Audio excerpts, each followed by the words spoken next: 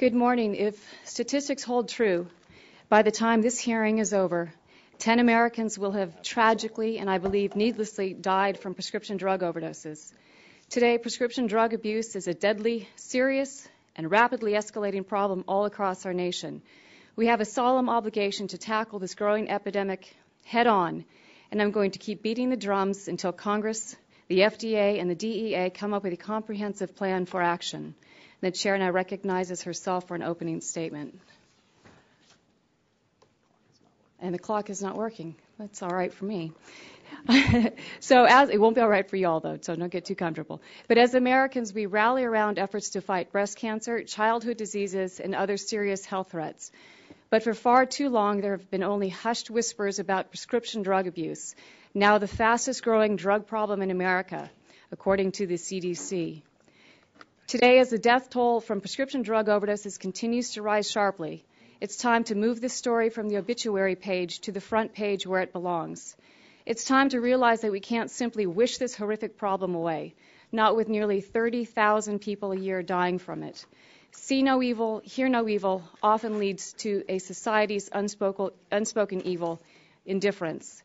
We can do better than that, and we must.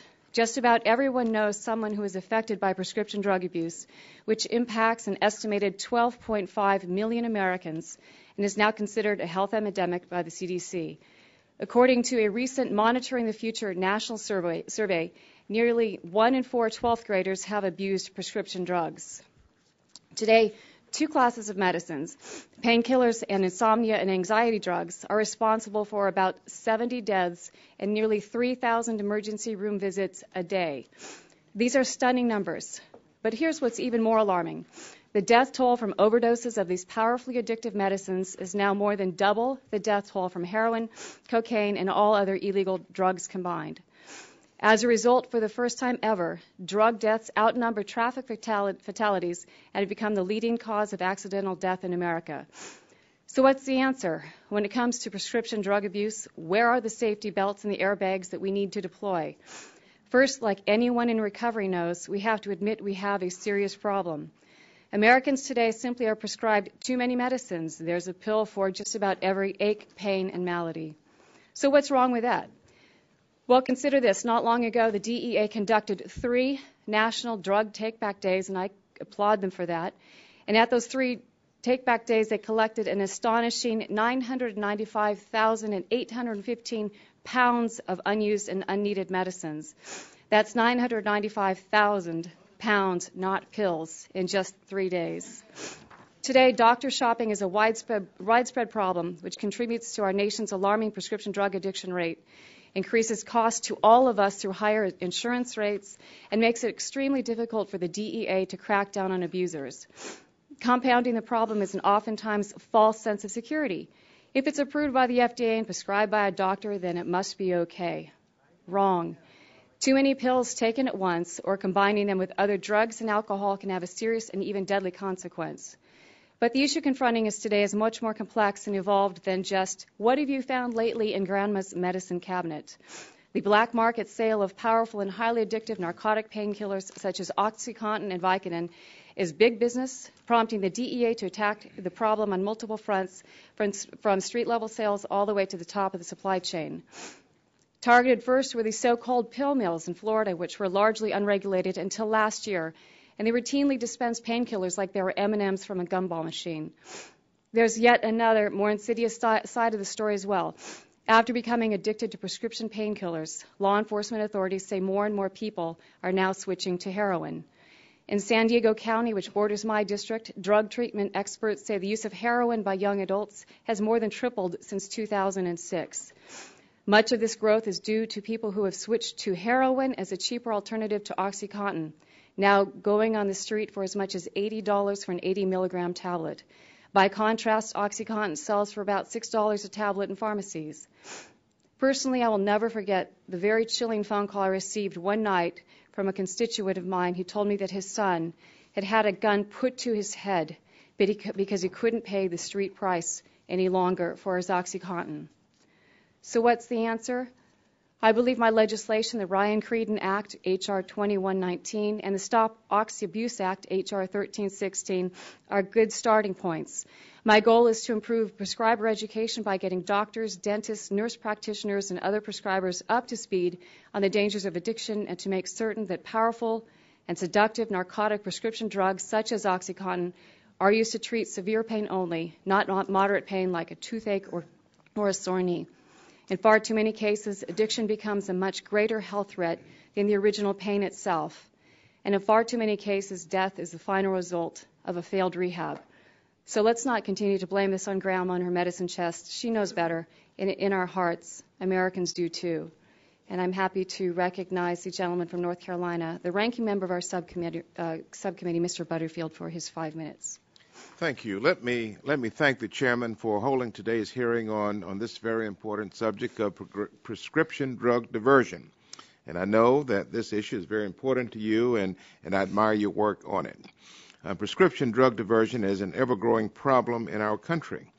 In fact, a couple of years ago, in 2010, 7 million people, 7 million over the age of 12 were considered current users of a prescription pain reliever, tranquilizer, stimulant, or sedative that was not prescribed to them.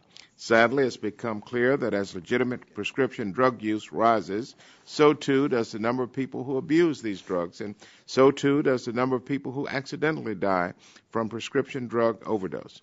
It is unconscionable that since 1990, a little over 20 years ago, deaths resulting from an overdose of prescription drugs have risen. It's risen fivefold.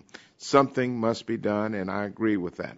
But the question is what and by whom? Some of the testimony we will hear today comes from manufacturers and distributors of prescription drugs. It seems to me that the security and safeguards these entities employ is very impressive and goes beyond what might be expected. They use layers upon layers of security. They hire third parties to audit the processes and make immediate changes if a vulnerability is identified. They track shipments with GPS precision and have built in a lot of redundancy in their security procedures. Understandably, though, the further down the supply chain a particular drug travels, the greater are the opportunities for diversion.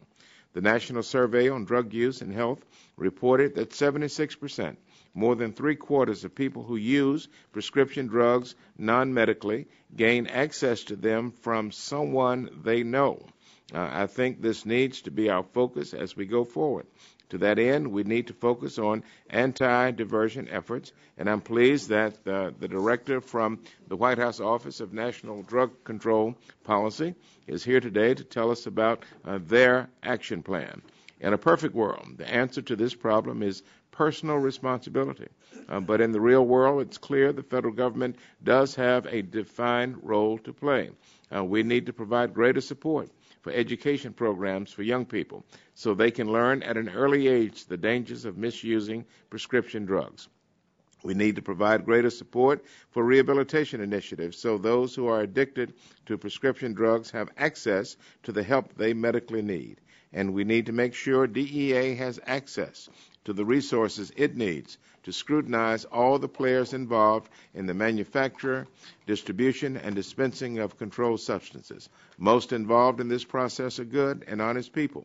DEA needs to find the ones who are not.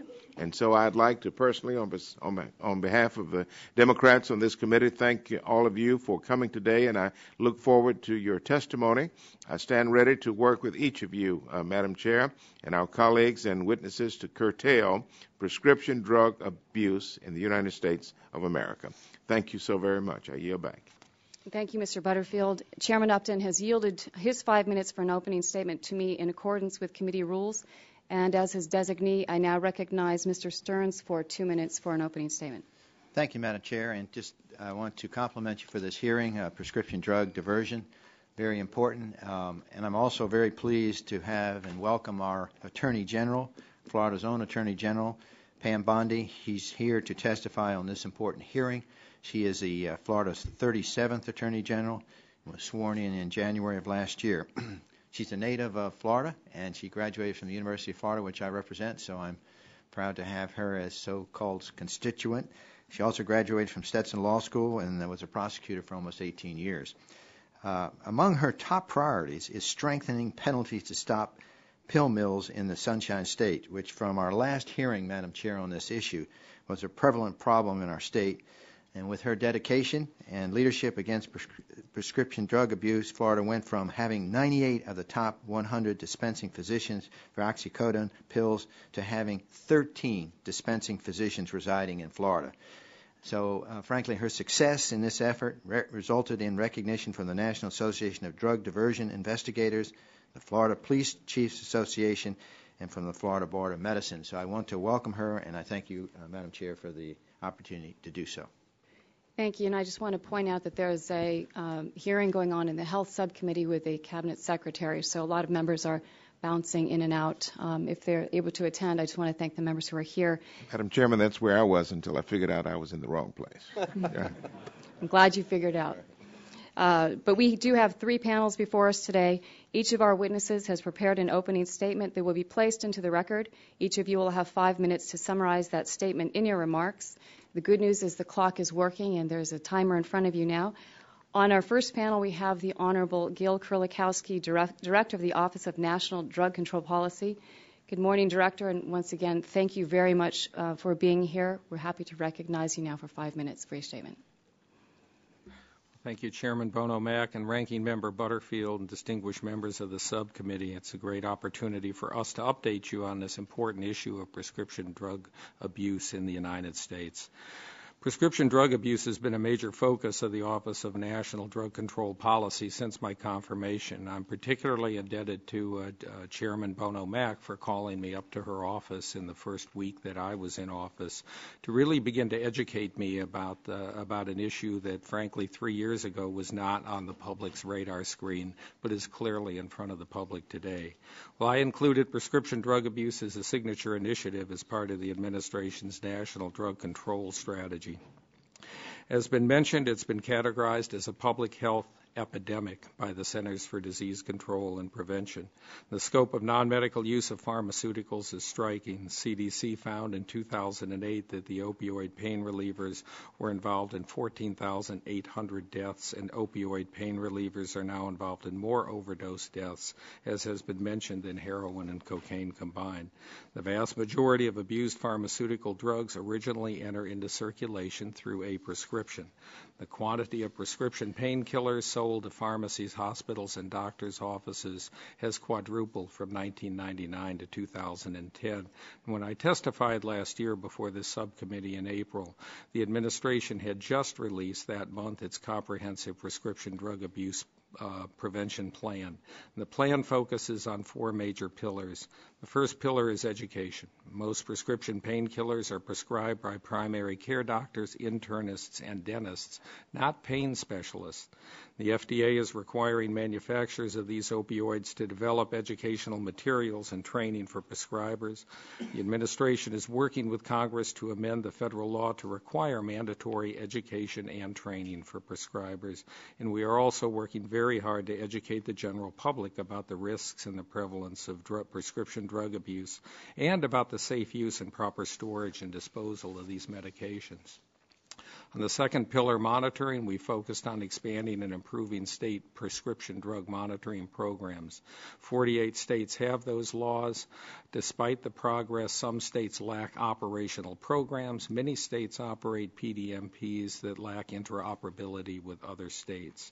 But I'm pleased to report the administration worked with Congress to secure legislative language to allow the Department of Veterans Affairs to share prescription drug data with these PDMPs. Our third pillar focuses on safe disposal of unused and expired medications, and through the National Prescription Drug Take-Back Days that the DEA has collected and was talked about by the chair.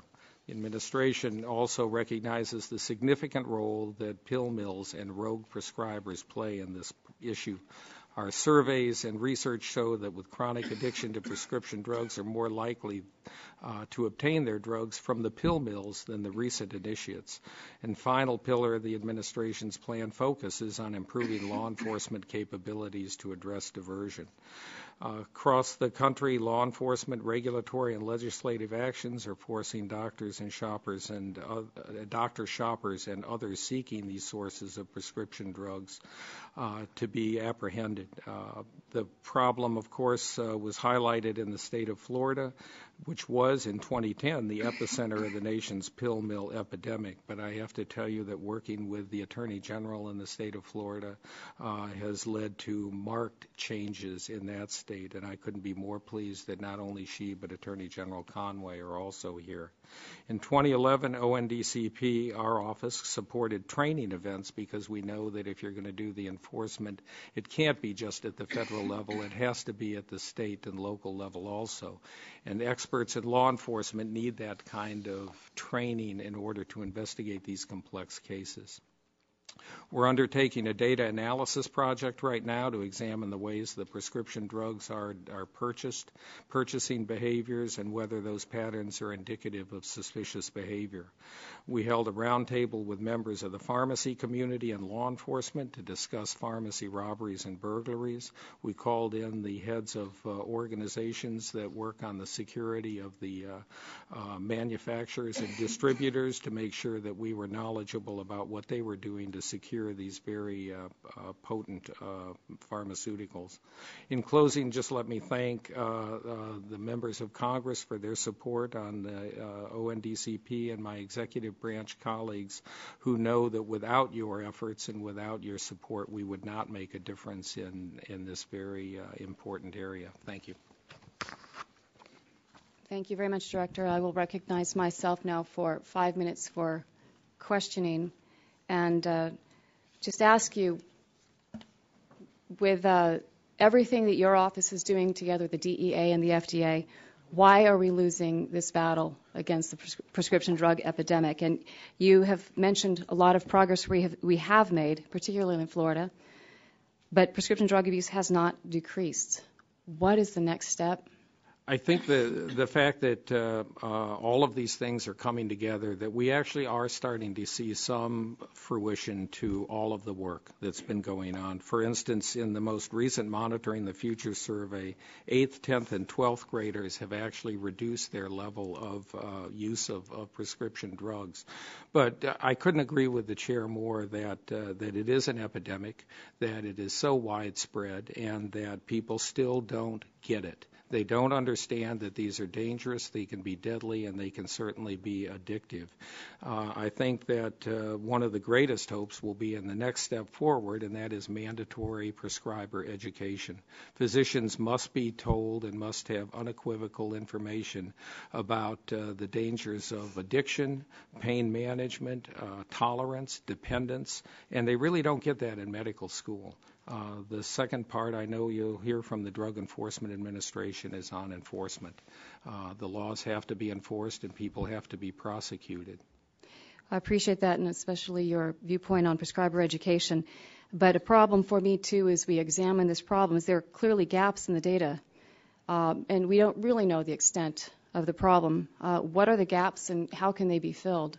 Well, quite often we rely, for instance, on fatality data to come from the individual states, and we know that depending on the particular state, whether it's a medical examiner system or others, those states can often be delayed. We also know that at times, whether it's from fatalities from driving accidents or others, that the level of examinations to determine what the cause and whether or not that person had the drugs in their system is not always as thorough as it can and should be.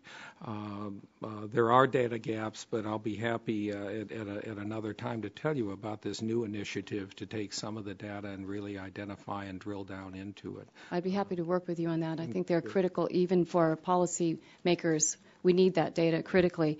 The DEA is going to testify that there are 1.4 million DEA registrants. That seems awfully high. You think that 1.4 million registrants is about right for America, or is that kind of a crazy number. Chairman, I actually wouldn't know what the right number would be, but I think when you look at nurse practitioners, physicians, and all of the other people that hold those DEA registration licenses across the country and in the healthcare field, that the number doesn't seem completely out of line to me. I think more importantly, it's how they're policed. Thank you. And lastly, should we be thinking about creating new classification schedules under the Controlled Substances Act with stricter regimes for the drugs that are clearly the biggest problems? I know that issue has come up before to put those into the higher schedule. I think the more important part is to try and keep them out of the hands of the abusers, but not at the same time make it so restrictive that the issues that led us to where we are today 15 years ago, which was the clear indication that pain was not being adequately treated in the United States. I think the pendulum was too far over there. Clearly today the pendulum is too far over here when it comes to the availability of these. I'm not sure scheduling would be the right answer, but we have to bring this back to some equilibrium. Are you working with the physicians who are saying that pain shouldn't always be treated solely with opioids and that there have to be other ways of treating pain, that this is creating an epidemic that is hurting more people than it is saving? I have. I've heard from a number of physicians that want to be much more flexible in understanding and treating pain rather than writing prescriptions for 30, 60, or 90 days worth of very powerful painkillers. They also want to make sure that there are systems in place where they can be adequately reimbursed for treatments other than what right now seems to be a very simple and quick method, but not always particularly effective in treating pain by writing a script. Okay, lastly, I'm going to just 22 more seconds that I do have. Something Attorney General Bondi cares deeply about are the opiate babies. Can you speak briefly to what you've learned about opiate babies? I can. I can tell you that in the past, and having visited one of the centers for newborns in Seattle, the issue always centered around newborns and the addiction through heroin. Today, when I met and saw all of those infants and actually held one of those infants, the issue was all about prescription drugs, and there was very little discussion about mothers using heroin. And so we're building some tremendous health care costs as a result of not treating this adequately. Thank you very much, Director. I'm happy to recognize Mr. Butterfield for 5 minutes. Thank you. Again, thank you very much for coming forward today with your testimony. We have heard your testimony, and we appreciate so much what you do. I have a question that I would like to ask, and I may even ask it of the other panels as well. But I believe it's very critical and it's central to the problem that we are dealing with. Efforts in one state may yield declines in the number of pills dispensed or hospitalizations or deaths, any of which are very commendable achievements within that state's border. But how can we be sure that addicted individuals simply don't go to another state? I think the key would be, in the example, would be the fact that Florida had become such, as has been talked about so publicly, an epicenter for not only the use of these very powerful, misuse and abuse of these very powerful prescription drugs for people within the state of Florida, but for people traveling all the way through Appalachia and actually New York, Connecticut, and other places. The regulation of medicine is done at the state level. It is not done at the federal level, and we have to provide the training, the technical assistance, the startup money for the computer systems, and the assistance to law enforcement, particularly state and local law enforcement, to understand how to investigate these complex cases. I would tell you that greater use of the PDMPs is necessary. Not as many physicians or people in the healthcare industry utilize them as should, and that they need to be real-time and that they need to be interoperable across states. When those things come together, and I think we're seeing some of this in a number of states that are sharing the information, I think that way we can stop that balloon effect that you were talking about, Congressman. Well, we've been looking at the data in our office, and the data seems to suggest that the total number of illicit drug users was constant for 2 years. even though we have seen great strides in states like Kentucky and Florida and even Ohio. Are we on the right path with this? I think we are on the right path with what I believe is a very balanced way and a very comprehensive way of looking at this. I think that if I go back and look at where we were, and believe me, I'm the first one to tell you that a lot more has to be done, particularly in redoubling our efforts in some of these areas. But I look at where we were 3 years ago. As a chief of police of a city of almost 700,000 people, I was really unaware of this prescription drug problem. And I think that my colleagues who are sworn to protect people in their city and learn about what are the dangers, when you don't realize it, when we didn't realize it, and prosecutors and judges and many others did not realize it, we weren't paying attention to it. Because after all, it's a prescription. It's coming out of a medicine cabinet. It was a huge mistake. This is on the front page of every major newspaper on a regular basis. It's on television. We're moving in the right direction. Let me talk about tribal communities for a minute, and only have a minute 50 left. As the National Drug Control Strategy points out, tribal communities have been particularly hard hit by unemployment, and combined with problems accessing health care, education, and other services, tribal communities can be disproportionately vulnerable to prescription drug abuse. A 2009 study by the Substance Abuse and Mental Health Administration found that American Indians are more than twice as likely as whites to abuse prescription drugs. What is the administration doing to help tribal communities address these unique challenges? We started looking at that almost immediately, and a couple things that have been done. First, Assistant Secretary Echo Hawk from the Department of Interior has been a great partner, along with the Indian Health Service and along with the Bureau of Indian Affairs. We made trips to a number of the tribal lands, for example, the Tohono O'odham Nation in Arizona. And the issues around dietary issues, alcohol issues, and illegal drugs was significant, but the growing problem that was pointed out to us is exactly as you said, and that is around the prescription drug issues. But are you working with them to set up databases? Education, so the education and prevention, and working through the Indian Health Service and the treatment service. And let me just mention on the enforcement side, for the first time, one of our high-intensity drug trafficking groups, HIDA, in Portland, includes a member of a tribal chief to help direct those needed enforcement resources back onto tribal lands. And that includes databases and other resources? I don't know about the database in particular. I would think that the health service would probably be more knowledgeable about that. All right. Thank you. You've been very kind. Thank you. Thank you, Mr. Butterfield. The chair recognizes Mr. Stearns for 5 minutes. Thank you, Madam Chair. Is it true that prescription drug overdose deaths now surpass our car-related fatalities?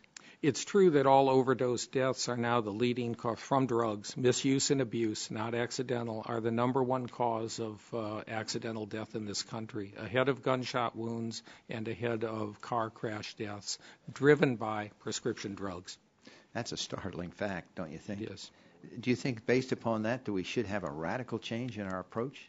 I think that we haven't gotten anywhere near the attention or near the traction to something that is killing more people in this country than And if I went back 10 or 20 years ago, I wouldn't find this statistics like it is today. Not at all. And why do you think that is true? One, I think that the driver of the prescription drugs is, has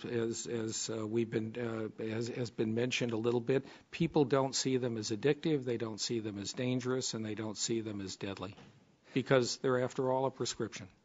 I think in your opening statement, you were talking about opiates were sold in 2010 to medicate every American adult 6 times a day for a month.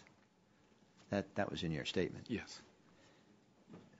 Doesn't that put a lie to the claim that we're just getting better at pain management?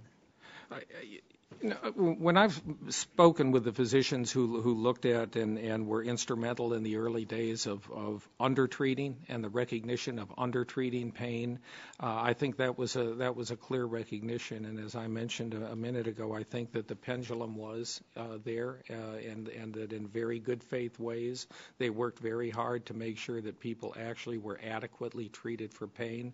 Two things were missing. One is the amount of education that a physician would need to clearly understand and recognize some of the dangers of these. The other is that, as many people have mentioned, we've become kind of an over-medicated society. How would we educate Americans to not be an overly medicated society? It's a pretty tough issue. It's kind of like dealing with the obesity issue. You think and how it's to get something to do with our culture today? I think that the more important part is to educate the physicians around this, as physicians are so much more knowledgeable about dietary issues and the causes. I don't see the same level of knowledge among them and among healthcare practitioners when it comes to the addictive properties of these drugs. Couldn't you, from your department, make it more difficult for the doctors to provide prescription drugs in the areas that are causing the overdose? Is there something that you could do? We are a kind of a small policy and shop that you we could bring make any all recommendations of these folks together. I think the key will be education and then making sure that they follow the rules. And I think that we're well on the way to hopefully getting that done.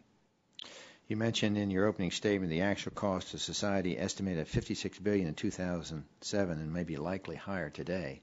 Do you have any idea what the cost in terms of devastating effects on families and communities? If it was $56 million in 2007, what do you think it is today? Well, and I think that the most recent study on the costs to the United States taxpayer on drug abuse was around $190 billion. $190 billion. And that includes all types of heroin, cocaine, marijuana issues, et cetera. But I think that you couldn't be more correct in putting forward the fact that it's not only a huge cost in our healthcare system, it's a huge personal cost and a huge personal tragedy. The child that doesn't graduate from high school, the employer that wants to start a new business and can't find people that are drug-free so that they will have less accidents and be more productive. All of these things play a huge part, and so the dollar cost is one thing. The tragedy to this country is another important part. Lots of times, all of us talk about the legal war on drugs, but I think we have to consider a war on prescription drugs. And so I guess the question is, where does the current prescription drug war rank compared to our war on illegal drugs? I think my colleagues, particularly in the Drug Enforcement Administration, when they set their goals and they move forward each year in recognizing what the drug threat is, several years ago they recognized this issue much more quickly and actually changed their direction and focus. I think you'll hear about the number of what are called tactical diversion squads, the number of investigations, the number of local law enforcement and prosecutors that have been trained in how to investigate these complex cases, because these are actually legal drugs that are manufactured and often through prescriptions or pill mills. So those are important steps forward. Are we winning or losing? We're moving ahead. I'm encouraged by a couple things. One, the number of dispensed opioid prescriptions has flattened. And if you looked at the charts in a number of years, it looked like the space shuttle taking off.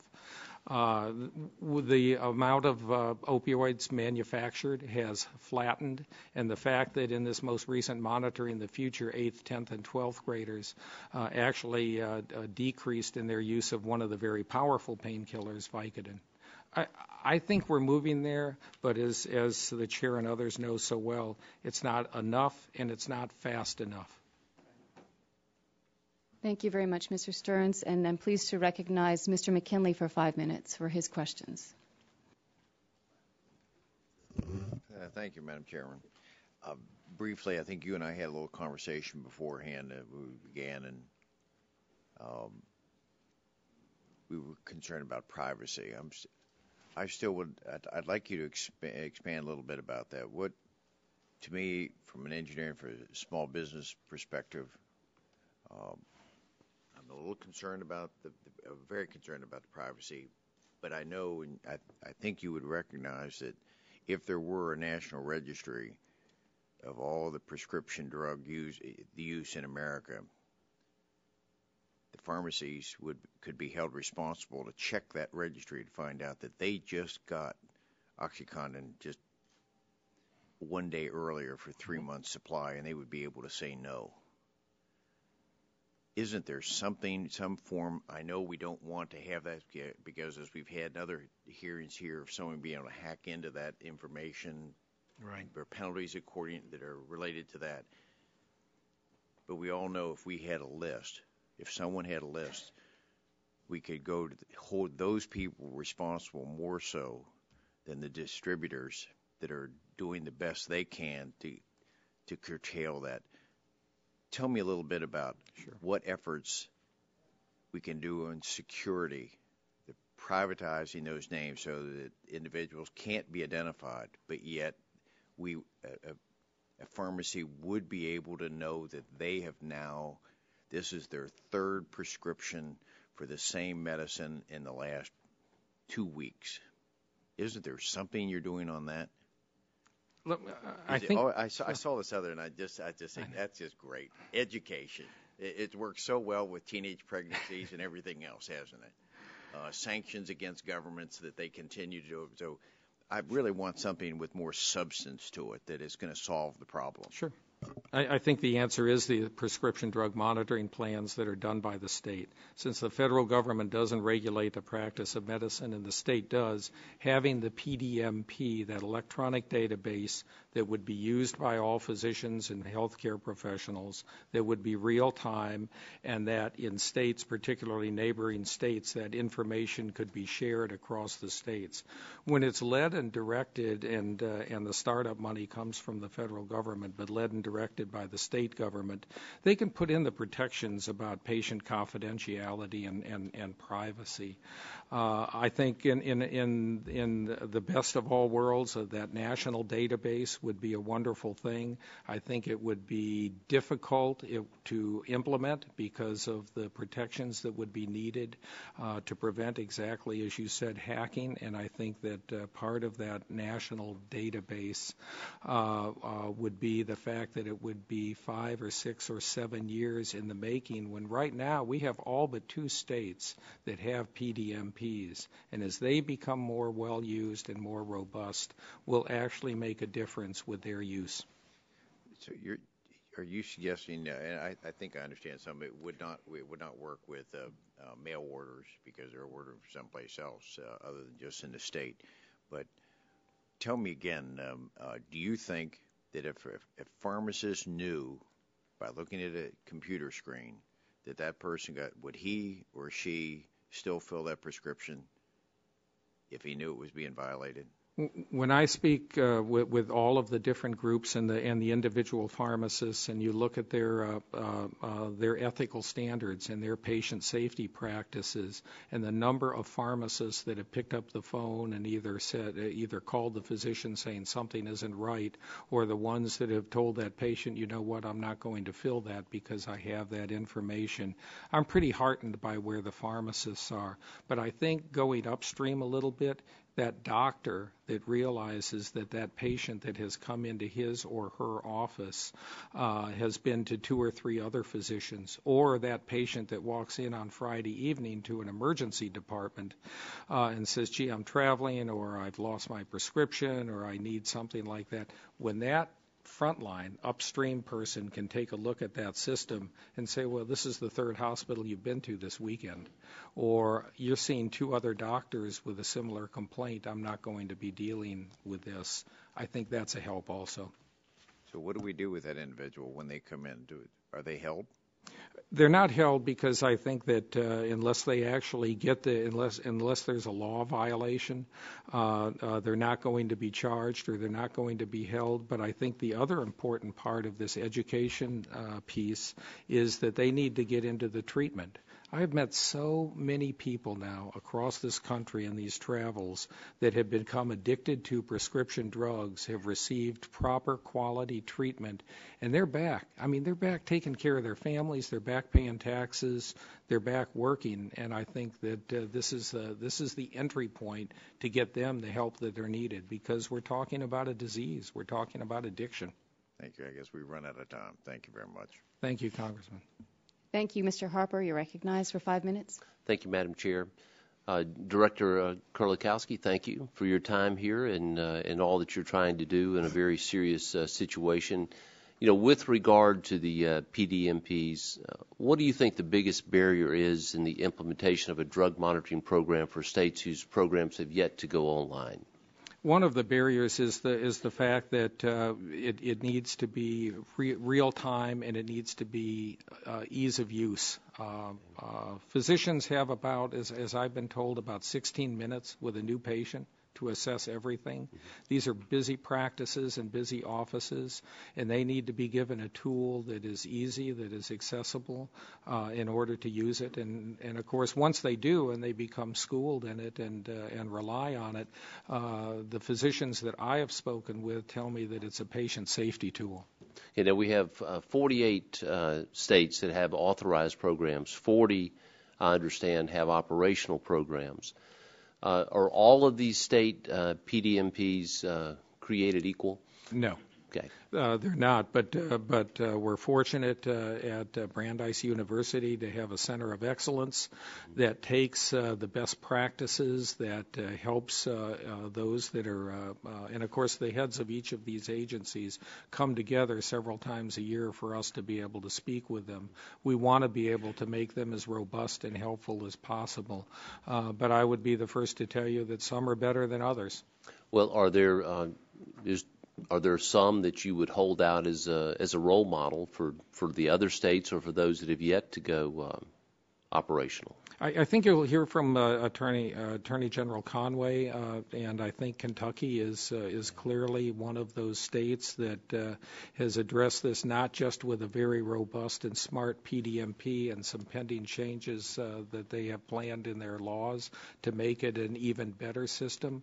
I would tell you that from what I've looked at in California, the Cures system is another one. But this Center for Excellence, they have done a very good job of putting in the hands of the people that use these, develop these systems, information that's necessary. What are you seeing as strengths and weaknesses, but as communication between the various states with their monitoring programs? Is that a weak link? Do you feel like that their communication between those states can be improved? And if so, what would you suggest? You asked the $1 million question, and I think you're exactly right. Some states are easier to get along with amongst each other on this particular issue and to work together. Some states, when you look at these systems and it's not a huge amount of money, but every state is facing difficult budget times. How much of a priority is it? But when I talk to these physicians or listen to these physicians in other states, I said, look, if I'm in Eastern Kentucky, I really don't want to spend the time to check Ohio and West Virginia, and I need to get to a system that's already linked to those neighboring states. Mm-hmm. Are the PDMPs the only option out there for states to implement the sharing of this information? Right now, on the prescription drug abuse and misuse issue, those are the options. I think the healthcare technology in the future, e-prescribing, all of these other things will play a big role in the future and make it easier and more helpful. Oh, we want to thank you for your work on this very important topic. And with that, I yield back, Madam Chair. Thank you, Mr. Harper. Director Kurlikowski, thank you so much for being here today and all of your hard work. You've been generous not only today but every day in working with me on these issues. I applaud you for raising the profile for many years, and especially coming from somebody who said he didn't know 3 years ago. You certainly know now.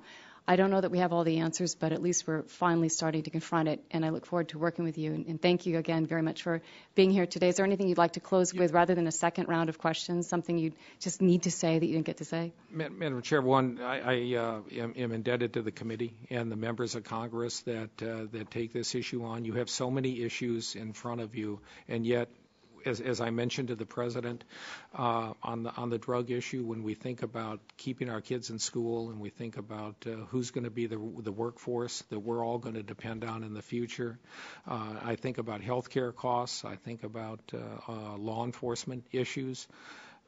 The more that we can do on the drug prevention side and the more that we can do to get people adequate treatment and get them back into being productive members of society, none of that could happen without the will and the support and the help of members like you all. Thank you. Thank you very much. And with that, we're going to take a very, very brief recess just while we seat the second panel. Hopefully it's 30 seconds or so. And we ask the second panel to join the table.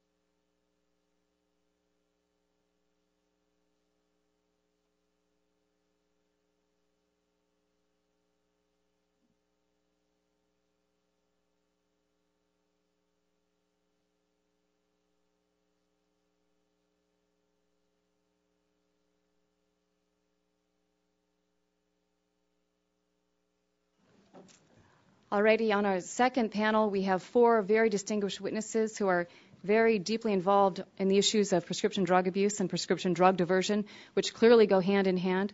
We are honored today to have with us the Honorable Pamela Jo Bondi, Attorney General for the state of Florida, the Honorable Jack Conway, Attorney General for the state of Kentucky.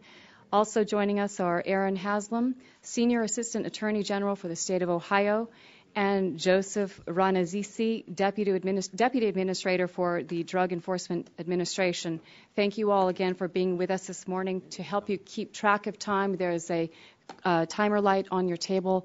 When it turns yellow, you have a minute to wrap up. So again, you don't have to come to a screeching halt when it turns red, but if you can wrap up your comments, we would appreciate it. So with that, we're happy to recognize Attorney General Bondi for her 5 minutes. And please just remember to turn your microphones on, and you may begin.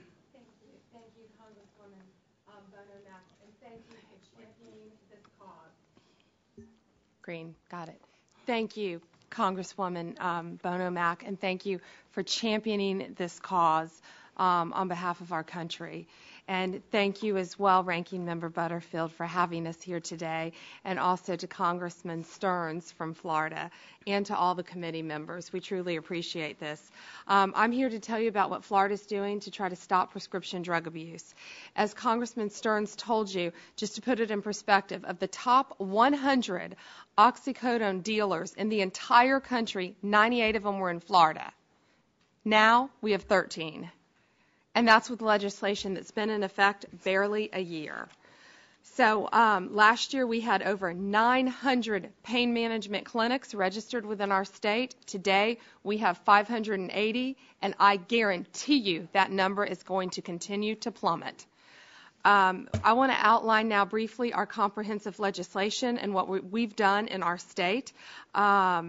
As you know, we have become the Oxy Express, and that's why I worked so closely with General Conway, with General DeWine in Ohio, because what was happening, people were buying their drugs in Florida, taking them to Kentucky. I had to hug a mother in Kentucky when I was with General Conway who lost her daughter 2 years ago to prescription drugs that were bought in Florida, and that had to stop. So we passed tough new legislation in our state, and we're very proud of that legislation. It was long, long overdue, let me tell you that. The common characteristics of a pill mill in Florida were cash business, $200 to $300 cash, armed guards at the door, little to no medical equipment at all, just shelves and shelves of pills. These doctors, who we call drug dealers wearing white coats, are sitting in a back room just signing prescription pads. And it was legal, and it was killing our kids. So we had very weak regulatory oversight of the pain management clinics. We had limited oversights of the physicians who were dispensing, which was very important, and we had a non-operational prescription drug monitoring program.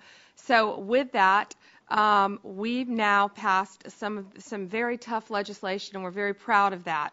One of the most important things to me was that we banned doctors from dispensing most abused narcotics, and we made that a violation of the ban, both a third-degree felony and, how do you hurt a bad doctor, take their license away.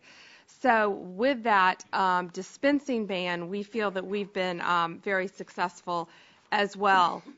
We also have we created a standard of care for physicians prescribing controlled substances. We required these doctors to either electronically prescribe or to use counterfeit-proof prescription pads, none of which had been done in our state. We also added, as I said, enhanced criminal penalties, which were very important, and required all of these pharmacies to be re-permitted by the state of Florida. We did great things. We now have the PDMP up and running, which if you have any questions, I can discuss that with you as well. And with that, we can always create tough new laws and move on to something else. But what we did in Florida with Governor Scott's help, we started a strike force, and that's joint with federal, state, and local officials all working together. You can pass these laws and move on, and it's not going to work. We are targeting these guys, and we are putting them out of business. And with that, we have 7 strike forces throughout our state, and if you have questions about the strike force, I can explain that in greater detail. But what we've done since we've had the strike force is we have truly gone in and started putting these guys out of business. We're targeting them, and we're not letting up on them. We also have an educational component of this legislation, and that involves narcotics overdose prevention education, NOPE.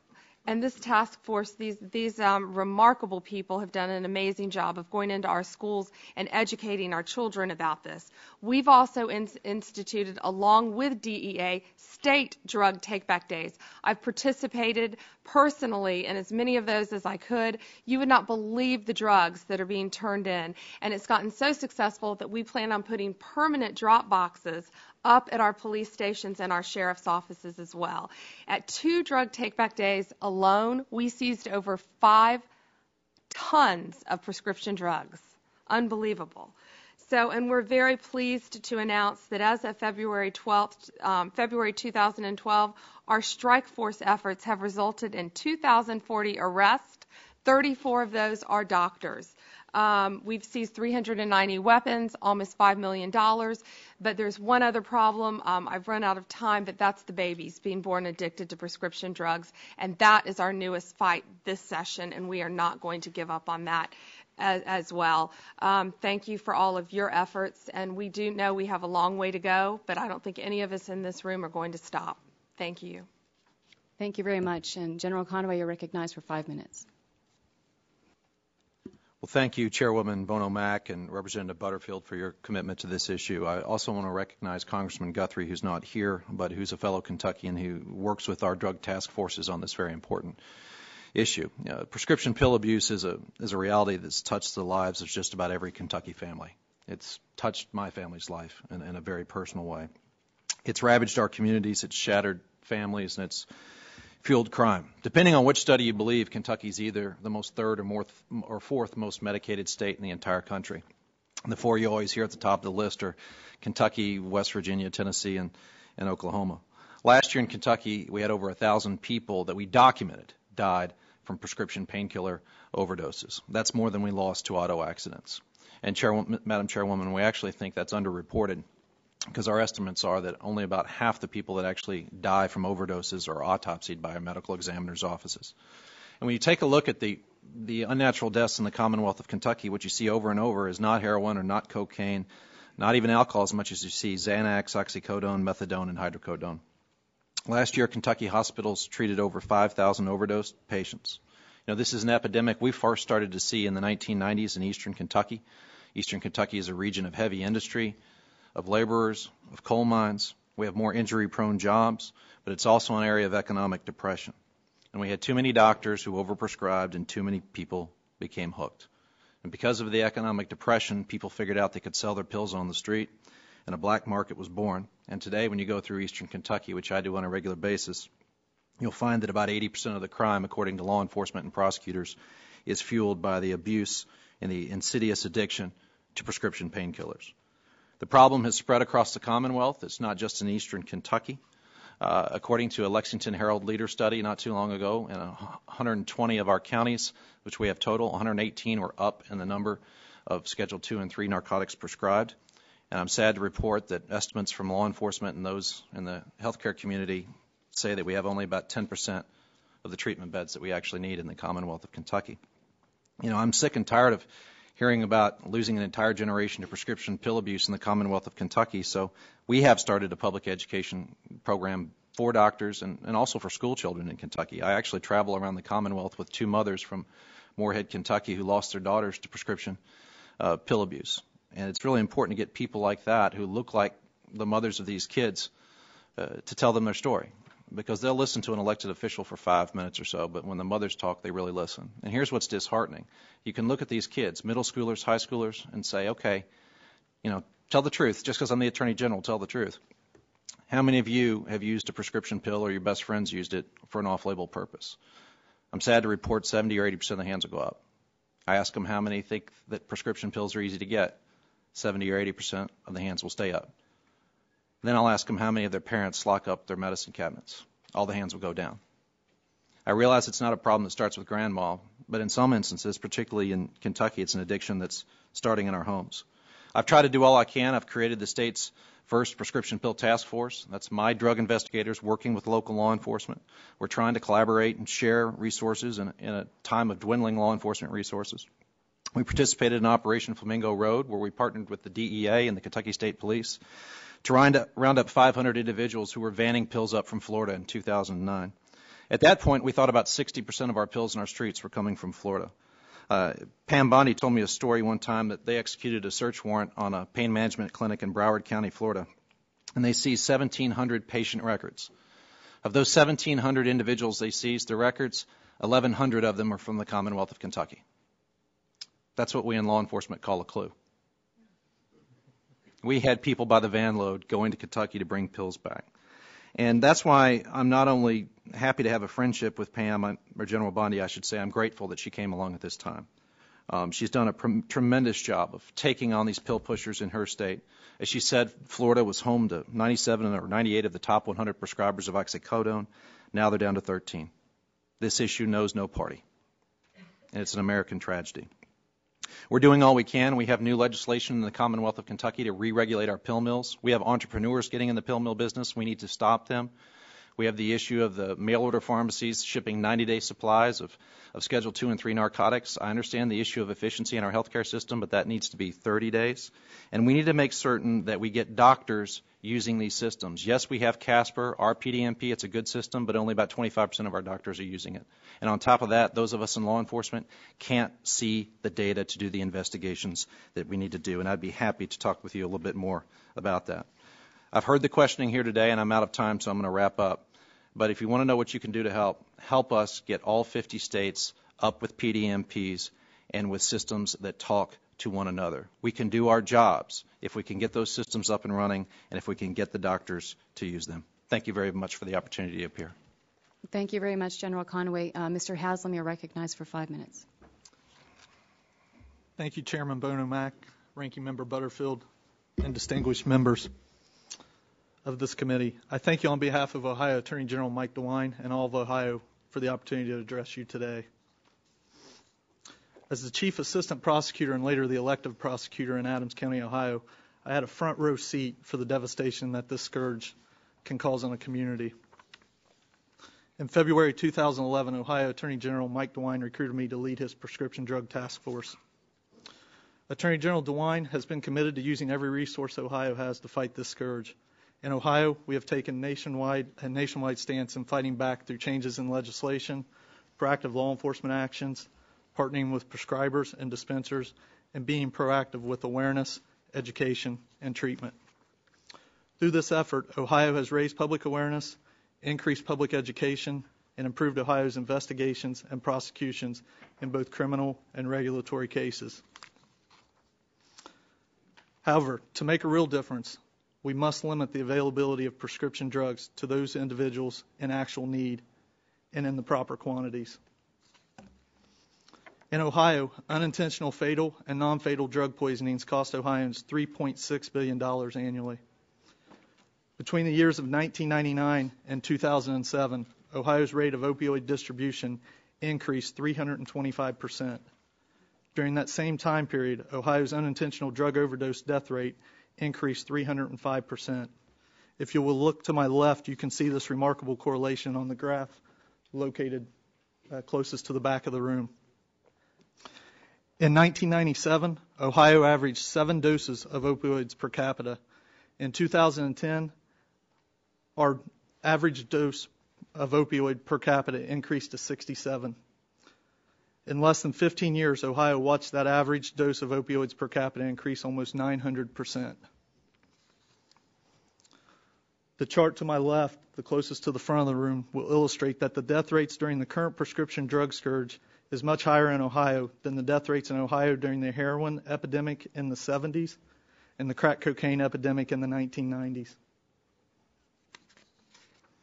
Ohio's leaders recognize the seriousness of Ohio's prescription drug problem. On February 8, 2011, Representatives Terry Johnson and Dave Burke, a physician and a pharmacist, introduced what is known as House Bill 93 in Ohio. The bill passed through the House and the Senate unanimously. With the support of the Attorney General, Governor John Kasich signed the bill into effect on May 20, 2011, and it became law. Much like Florida, our pain clinics, our pill mills, were not regulated. House Bill 93 for the first time regulated pain clinics in Ohio. It required physician ownership of pain clinics.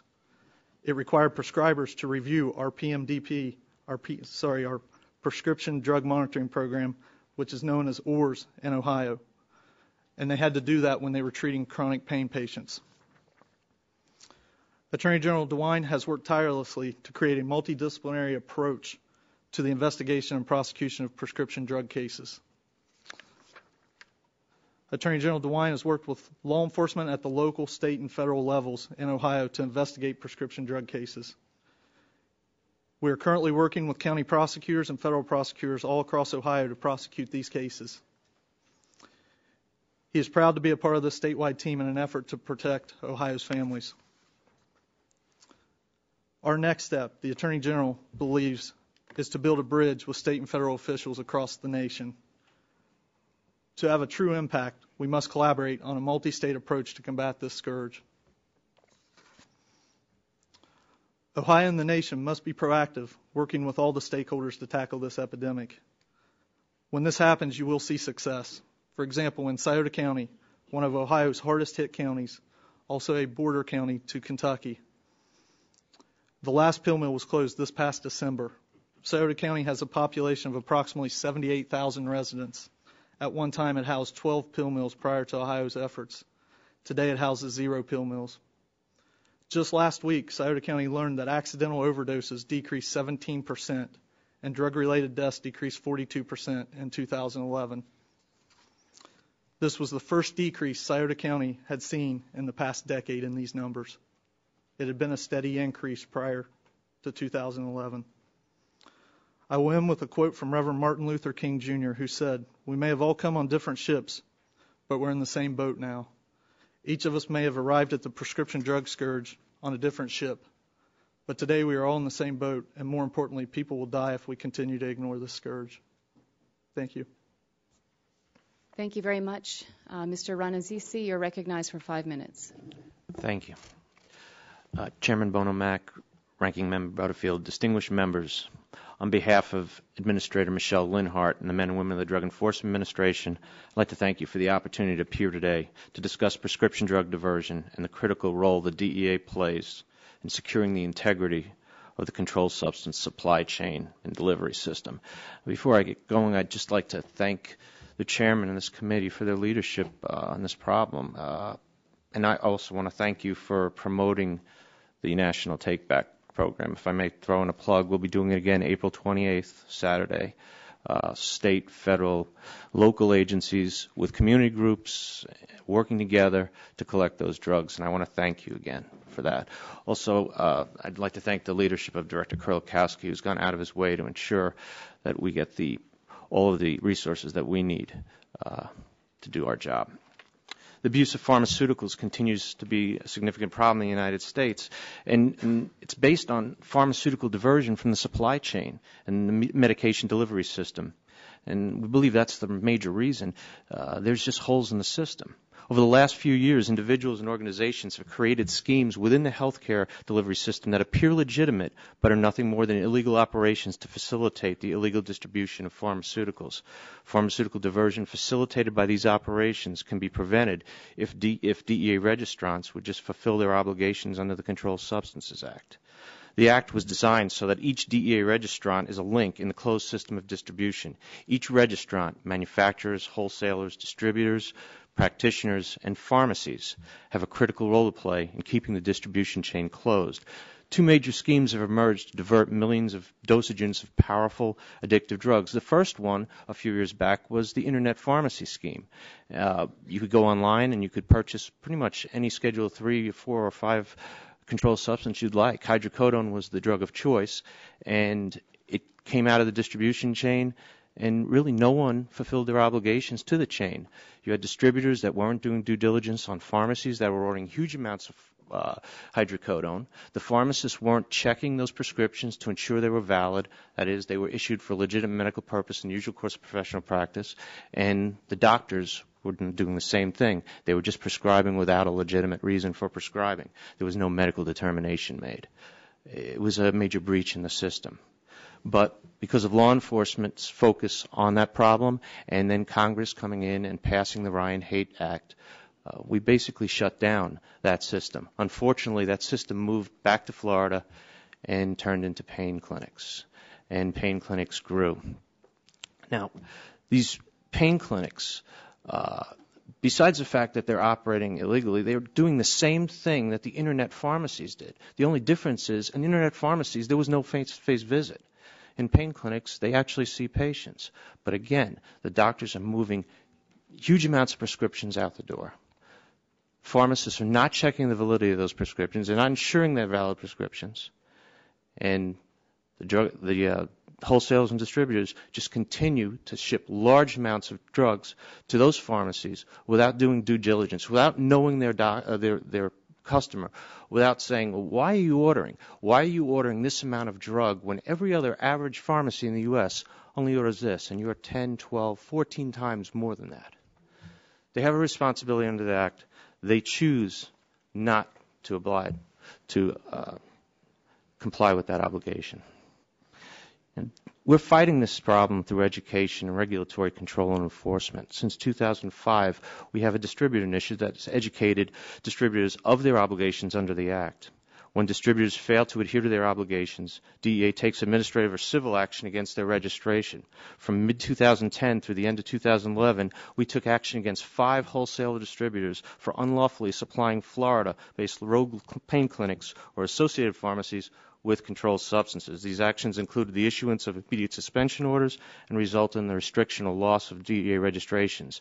We also focus our resources on practitioners that issue those prescriptions not for legitimate medical purpose. These practitioners feed the addiction of drug seekers and allow drugs to enter the illicit market and facilitate overdose and death. Rogue practitioner activity is not limited to Florida. In fact, rogue pain clinics are moving northward, and they operate in Georgia, Tennessee, Kentucky, and southern Ohio now, in addition to out west. A DEA investigation with state and local and federal agencies of a pain clinic doctor operating in Portsmouth, Ohio, culminated this February with the doctor being sentenced to 4 life terms for overdose deaths of 4 individuals. I'd have to wrap it up here, but we're making progress. DEA is using its regulatory authority to ensure compliance with the CSA, and it's implementing regulations. These measures that we're taking are beginning to show promise. We're strengthening the integrity of the system through registrant compliance. In closing, I want to assure you that DEA is working closely with all of our counterparts, federal, state, and local, and our regulatory counterparts. As part of the administrator's comprehensive approach to combating prescription drug abuse, we're committed to balancing the need for diversion control enforcement with the need for access to these important medications by legitimate users. Thank you for this opportunity to appear, and I look forward to answering your questions. Thank you very much. I'm going to recognize myself for 5 minutes of questioning, and I would like to begin with Attorney General Bondi. And I know you care passionately, and you and I have spoken about the opiate babies. Yes. And it's my belief that when people dabble with heroin or cocaine, they understand they're dabbling with a potential addiction. They don't necessarily think that when they start playing around with pharmaceuticals. Can you speak to why you're so focused on the opiate babies? I mean, you really are passionate about it, and I'd love for you to, you ran out of time, so please talk about it for a little bit if you could. Absolutely. You know, right after we passed our legislation last session, I started getting calls from neonatal intensive care nurses, neonatologists, and said, there's another problem, and you've got to come see this. I went to St. Joseph's Hospital in Tampa. 20% of the babies going through the neonatal intensive care unit are born addicted to prescription drugs. Now, imagine the worst addict you can see on TV going through those withdrawals. That's how these babies are born into this world. Their incubators have to be covered with blankets. They're sensitive to light, to sound, to touch. Instead of milk, they're getting morphine or methadone. That's how these kids are coming into this world. All Children's Hospital in St. Petersburg, that's a premier hospital for children. 30% of the babies going through the neonatal intensive care unit born addicted to prescription drugs, and it has to stop. Take it from a cost perspective. I take it from a babies' lives, but if you look at it from a cost perspective, St. Joe's had to expand their NICU just to accommodate these babies. So it's costing taxpayers a fortune. And I think a lot of it really has to do with education, and that's why we have legislation proposed this session. I've talked to adoption lawyers. I've talked to nurses. We've brought in the Board of Health. We've brought in the Board of Medicine. It's all about working together to educate these women because, unfortunately, I think some of these women will say, I've stopped drinking alcohol. I've stopped smoking marijuana. But because it's the word prescription drugs, they don't realize the harm that it's doing to their unborn child. What scared me to death, Chairman Bono Mac, was when I asked a doctor, I said, we can't let this become the next crack baby epidemic. And he said, we've already surpassed it. Well, I thank you. I just wanted to say we don't even know the long-term consequences for these opiate babies. And I just want to turn, with my limited time, to Mr. And we hopefully will have a second round of questioning, but Mr. Ranazisi, you and I have had multiple discussions, and we're not always on the same page. But I applaud some of your efforts recently.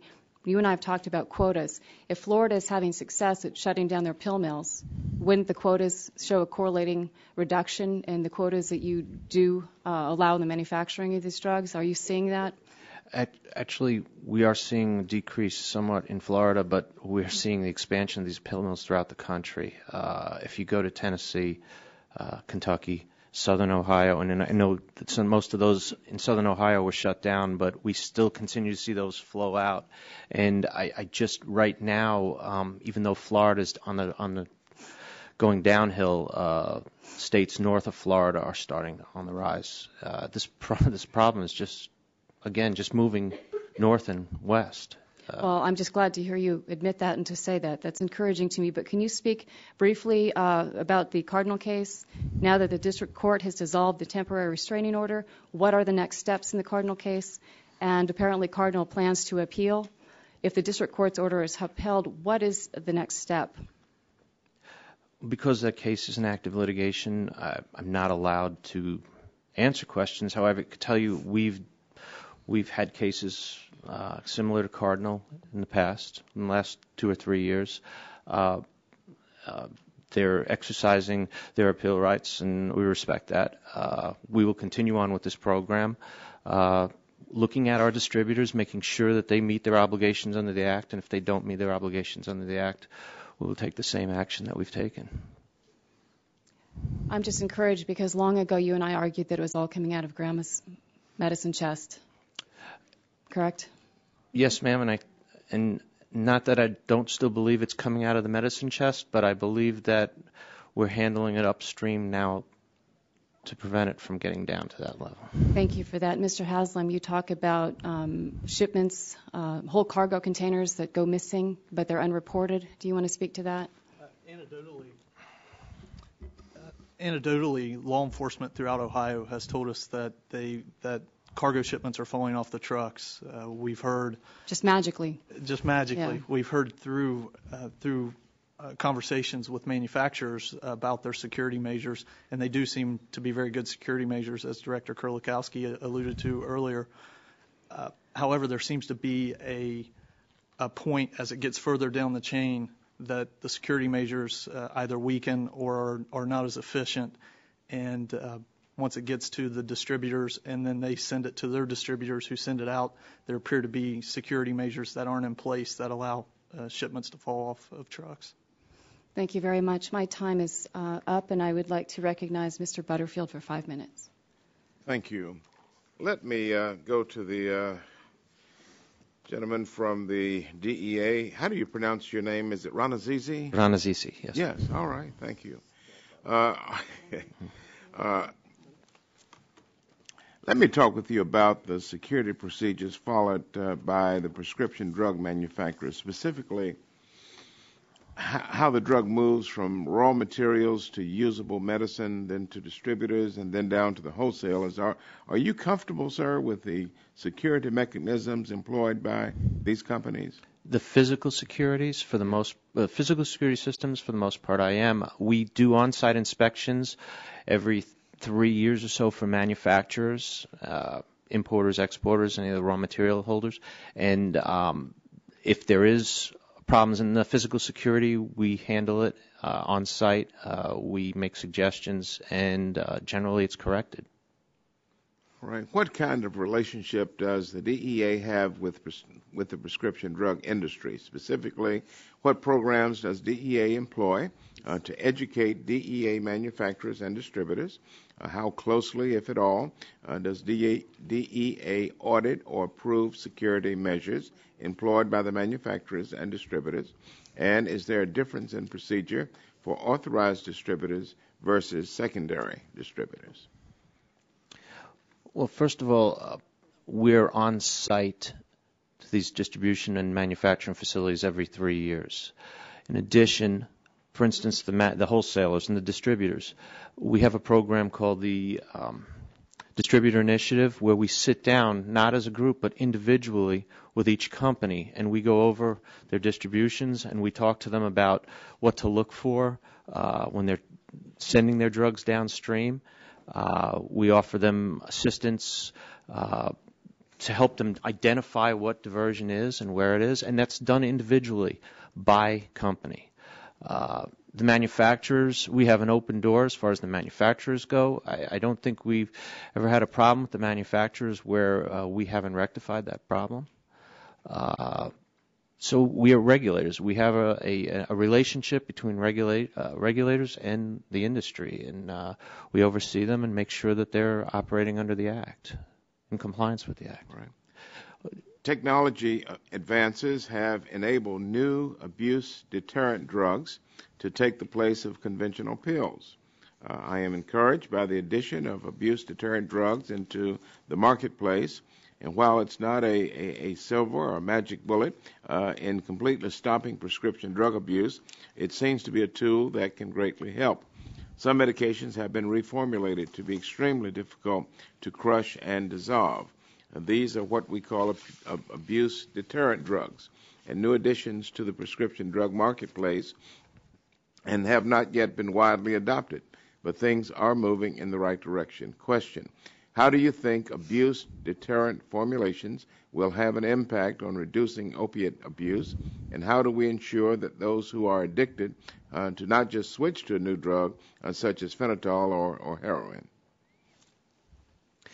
I think that the abuse, well, first of all, we're very supportive of abuse-resistant formulations. We think that is the future that will curb drug abuse. However, we also know that abuse-resistant formulations tend to stop drug abusers from ingesting the drug in certain manners. For instance, injection or snorting the drug. When they need to, they take it orally. And abuse-resistant medication generally does not affect how you take it orally. What we're seeing in the field is they're taking the drug orally with an agent that'll give it a synergistic property to enhance for instance, for a drug like oxycodone, they'll take it with an alprazolam product, or carisoprodol, which is a muscle relaxant, to enhance the effects of the product. All right. Thank you. You're back. Thank you, Mr. Butterfield. Mr. Harper, you're recognized for 5 minutes. Thank you, Madam Chair. And if I could, Mr. Ranazizi, if I could ask you a few questions. First, what regulation does DEA have that specifically outline the legal requirements that pharmacies, distributors, and manufacturers are required to take to avoid drug diversion? Well, for starters, pharmacists are held pretty much to the same standard that doctors are under 1306.04. 1306.04 says a prescription is not valid unless it's issued for a legitimate medical purpose in usual course of professional practice. It also goes on to say that a corresponding responsibility exists with the pharmacist to ensure that the prescription is valid. Okay. The manufacturers under 1301.71 and 1301.74 have to maintain a system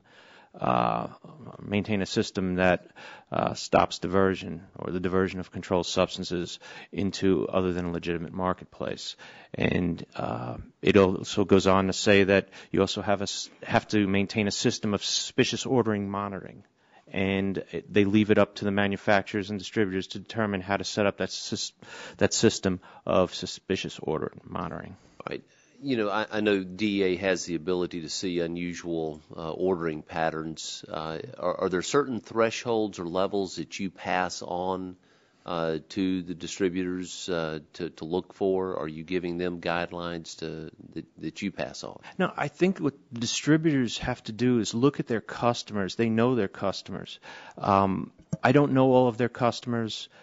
They do. If they went on site and looked at their customers, they could make a determination of what thresholds should be maintained for those individual registrant customers. The problem is I don't believe that the distributors and the wholesalers are actually looking at their customers as closely as they should.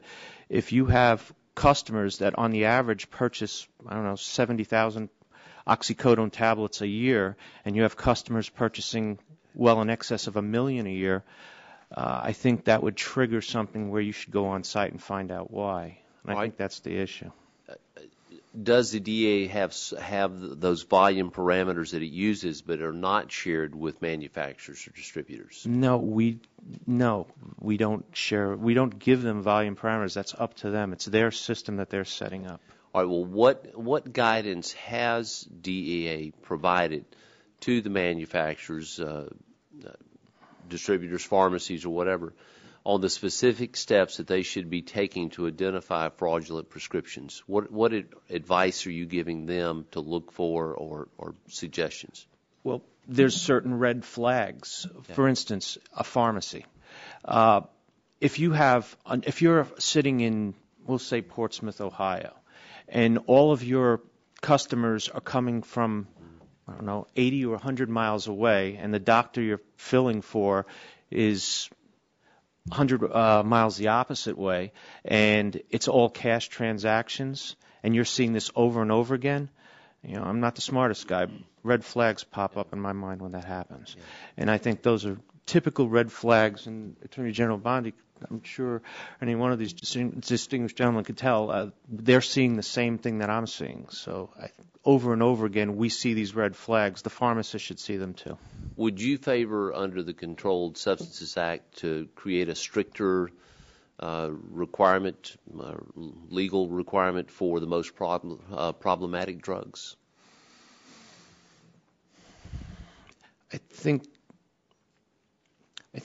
the requirements that are in place right now for these drugs are fine if the individuals within the supply chain and healthcare delivery system would follow them. The problem is that the doctors continue, not all doctors, 99% of the doctors are perfect. It's that small percentage of doctors that just don't want to fulfill their obligation. What they do is prescribe for illegitimate purposes, or they don't make a medical determination. They just go with patient-directed prescribing, which is just wrong. I think that if everybody within that supply chain would just police each other, we wouldn't have the problem that we have right now. Thank each of the witnesses for being here today and for your insight. And with that, I yield back. Thank you, Mr. Harper. Mr. McKinley, you're recognized for 5 minutes. Thank you again. Let's go back to Florida or maybe Kentucky, but let's start with Florida. When you have your program, your PDMP, do you have an identification system? Is that how, in part, is that included in it?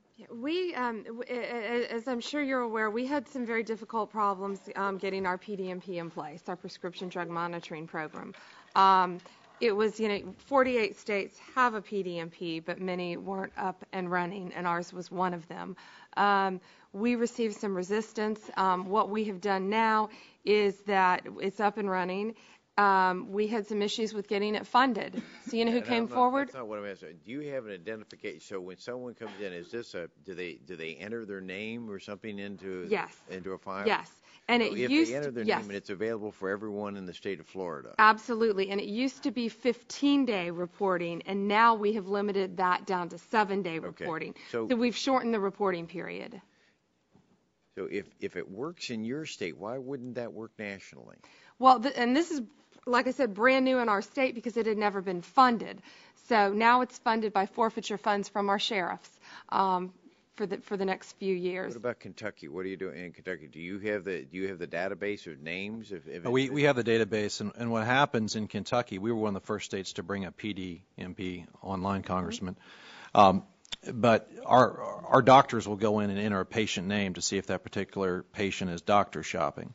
The problem we have in Kentucky is it's a pretty good system, but only about 25% of our doctors are using it. It's not mandatory. It's not mandatory that ER docs, for example. Okay, that could be great. What concerns me some is you've done a great job in Florida. You just chased them to another state. That's what I'm hearing from the other testimony here, and what we're hearing from around the country is that you did a great job. It happens in law enforcement when you start performing your duties, they go someplace else because they're not going to change their behavior. They've just transferred to another state. So I'm looking to see how we can capture them nationally. And we still have a long way to go in Florida, but I think what we're doing is we're working together, and as long as I can tell you the two of us are still alive, we're going to put these guys out of business. I mean, we work together constantly. We share ideas, we share thoughts, and we, frankly, in Florida, we work great with the DEA. You have to work as a team. And I don't know if you were here earlier for that part of it, but you have to bring state, local, and federal authorities and now wrap all of our states into this because this is a national crisis. Absolutely. And I mean, we are in a war with drugs, and it's just the drug has changed. If I may address that point, Congressman, not to take up too much of your time, but Kentucky borders 7 states. And the pharmacists, when they fill a script, enter the data that goes into the system that doctors later check. The problem for us has been that the docs feel like it's too time consuming. The docs don't want to be forced to do this, and they don't have a system that they think is user friendly that they can type in, takes 30 seconds or less, and tells you if you're in eastern Kentucky whether or not this patient's been to West Virginia, Ohio, or Virginia or Tennessee. And that's what we don't have. And really a state like Kentucky can't get to where we need to be. We can't get 50 states with a good system that's interoperable unless we have the help of the federal government. In Ohio, do you have the names up on do you have with your program, do you have the names of the individuals so we know what prescription drug they're acquiring? We do, Congressman, and our program's been up and running for many years as well, just as Kentucky's has. Do you see a problem with that going nationally? I don't. I think it's one of the necessary tools that we're going to need to fight this epidemic. How do you deal with the privacy matter? Because that seems to be the hang-up, the confidentiality of people accessing.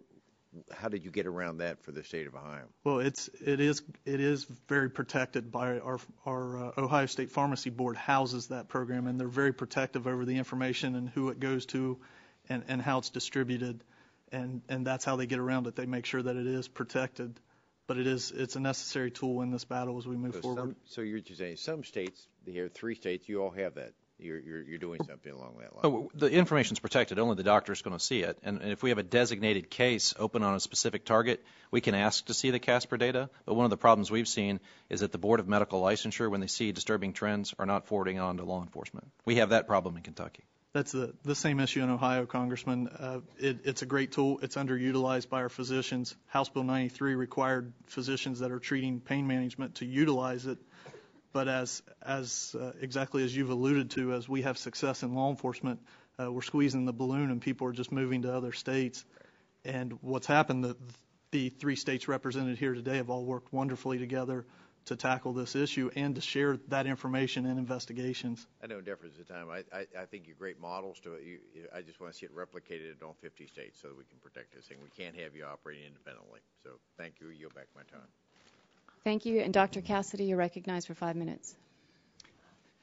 Thank you, Madam Chair. First, I'll say that we're introducing Mike Ross and I from the other side of the aisle, H.R. 4095, which is the Stop Online Pharmacy Safety Act, which attempts to close down or at least prevent the publicizing of these rogue pharmacies. So hopefully we'll get some co-sponsors on this. Secondly, Mr. Renazi, man, I keep on thinking with the databases y'all have, if we gave them to Google, I have no doubt that Google knows what color dress my daughter has on today. And so it seems like data mining could really go a long way to pinpointing these problems for a specific intervention. I'm told by industry that y'all have lots of data forwarded to you regularly. My question is, why not? I think the data they're referring to is our ARCOS system. Yes. Under 827D, they're required to send all narcotic controlled substance transactions to us to be put in a database. And we do have that information. And quite frankly, we use that information to assist us in investigations. However, that information is proprietary. It's protected information. I can't release that information to industry, and they've asked before. But you could release it to local law enforcement. If local law enforcement is involved in an investigation and they request the information, yes, we can. Let me ask, because as I go through the testimony, you have rank-ordered states in which there is the highest prescriptions per capita of controlled substances. You've related it to over 65, how many people in Medicare Part D are getting X amount per in a certain region. I also see other statistics where you speak about 3 or 4 physicians moving from one state to another, so you have physician level. And I'm sure you also have pharmacy level. It just seems, again, if Google had that or some other data miner had that, we could have a specific intervention here, boom, and then there, and then there. It seems like there's missed opportunities. What am I missing on this? I don't believe there's missed opportunities. The data that we have is very narrow. It's for the narcotic controlled substances. If, for instance, I'm dealing with a pharmacy or a group of pharmacies and manufacturers or distributors that are selling phentermine or alprazolam or drugs like that, I have no way to track it because it's not entered into the system. But if we just took those which are narcotics, I mean, yes. Probably there's going to be a correlation between somebody getting an illegal prescription for Ativan as well as an illegal prescription for OxyContin. So I'm not saying you have to do the breath, but again, if you have reported to you the narcotics for OxyContin, again, knowing that you, just from here, have a heck of a lot of data, why aren't we doing every week another intervention at another pharmacy? Because it seems like it's a target-rich environment. Oh, but we are. We have active investigations across the country based on complaints and our ARCOS data. Now, sometimes the ARCOS data it might show up with a pharmacy that is indeed a legitimate pharmacy that does have a high volume, and the reason they have a high volume is because they're next to a hospital or oncology clinic. And that's a fair statement. I can imagine a crosstab which would say, okay, here are the variables that we find associated with I just again see Google with an algorithm, which again, which would data mine. Are y'all data mining on that, formally data mining? Yes, we look at that. We look at ARCOS data on a regular basis. We look at the top 50, top 100 in different areas of the country. We make sure that, we do background to make sure those pharmacies and wholesalers are operating within the confines of the law. And if we have further information on it, we open investigations. Yes, that's what ARCOS is for. ARCOS is a targeting tool. How many active investigations do you all have right now? I would have to get back. I don't want to throw out a number. Ballpark 50, 100, or 1,000? Oh, we have a lot. Many more than 1,000. Okay. Now, kind of a recurring theme from these folks is that people go from one state, they go to another. I live in Louisiana. My pain docs who are legitimate tell me that illegitimate patients, if you will, go to Mississippi or Houston and then back again. So in your mind, is federal legislation required that would almost mandate some sort of standard so that Texas, Louisiana, Mississippi, Arkansas, or Kentucky, with every state bordering it, would be in some sort of interchangeable information?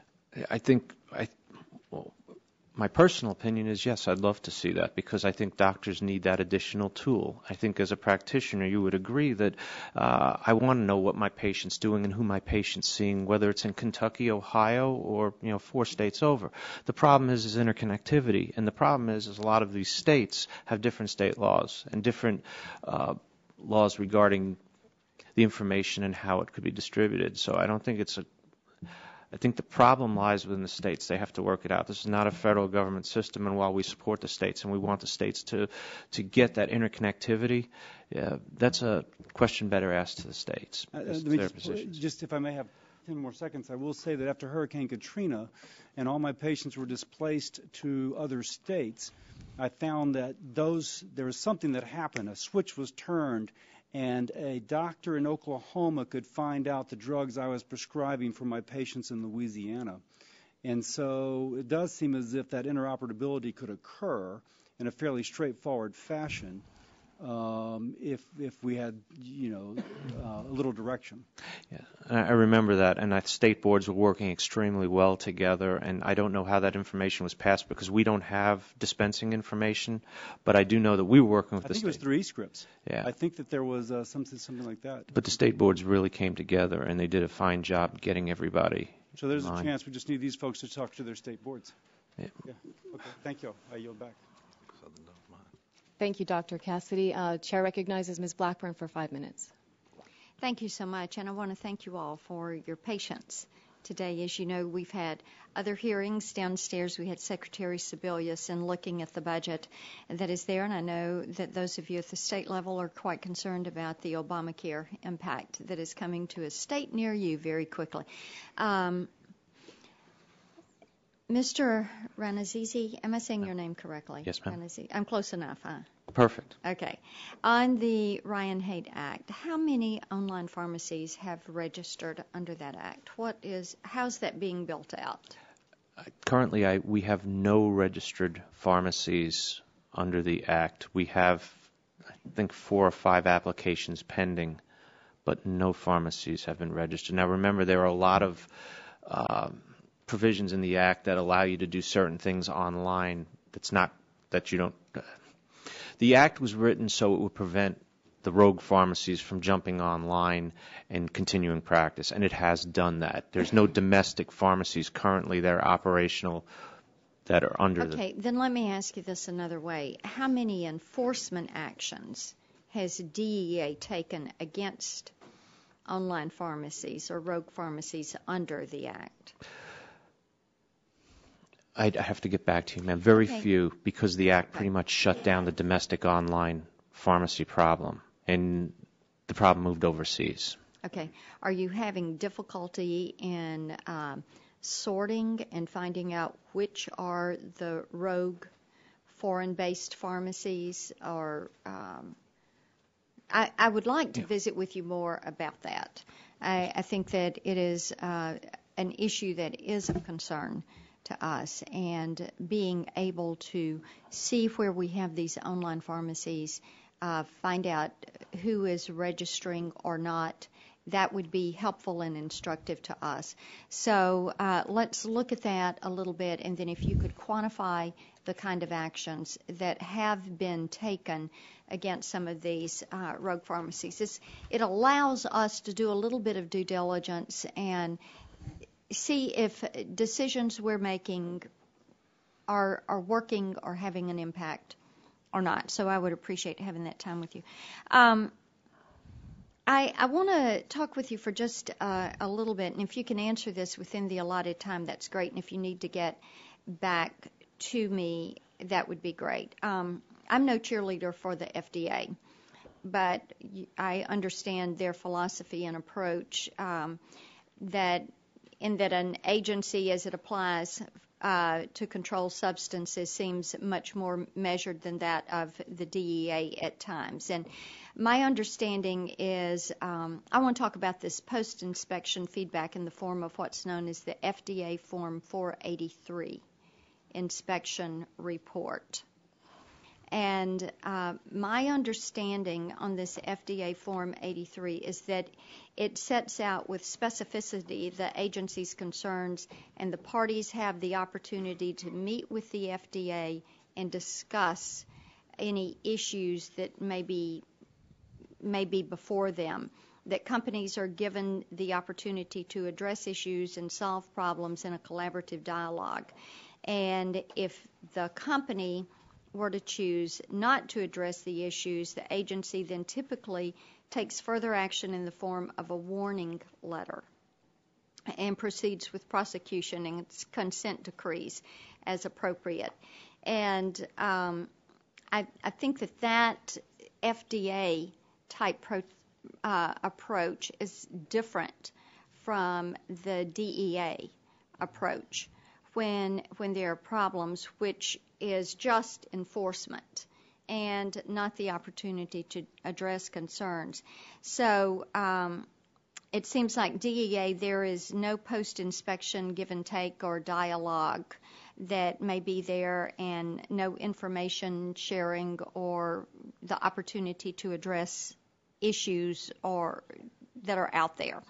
So my question to you is this, and you mentioned Tennessee as one of the states with the pill mills, and we all are concerned about patients that are in pain, that need medication, that companies that are trying to meet those needs, and here again want companies to do the right thing, want them to spend the money wisely, want individuals to be safe, want there to be protections that are in place. So my question is there a more surgical approach? Should we be thinking of a more surgical approach to addressing the issue of prescription drug abuse rather than just looking at suspension of licenses? Where's the right balance in a vetting process? Is there a more proportional approach to take rather than just going to an immediate suspension? Yeah, I would love to answer that question. First of all, the FDA deals mostly with legend drugs, and they do have manufacturing processes. They look through with controlled substances, but the vast majority of their authority is over legend drugs and prescription drugs, making sure they have good manufacturing processes, maybe making sure that labeling is correct, putting through the drug through the appropriate validation process. My responsibility under the Act is to ensure that there's no diversion of highly addictive medications into the illicit marketplace. We do give chances to companies. If you look at our history, we went on site on many of these companies that we've taken action against, and pharmacies, and explained to them what their obligations were. We sat down with them and talked to them about what their obligations were. They just chose. So your response then would be that you all are carrying out that dialogue. Yes. Okay. All right. I look at Florida and the millions of tablets that are going into the illicit marketplace in Florida, not only from the pharmacies but also from the distributors and the doctors. And I think we have to hold the line somewhere. These are drugs that are killing people. It's not amoxicillin. And, we have to take a stand. Okay. Do any of the others of you want to make a response to that? No? Okay.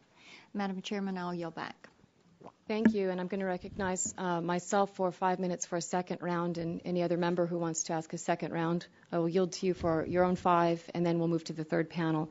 But First of all, my comment on what Dr. Cassidy had to say, I think he brought up a good point, and I think it's fair to ask if the DEA data mining capabilities are as robust and clever as you would suspect Google's are, and perhaps we can visit that in the days ahead. But this is a sort of a general question to each of you.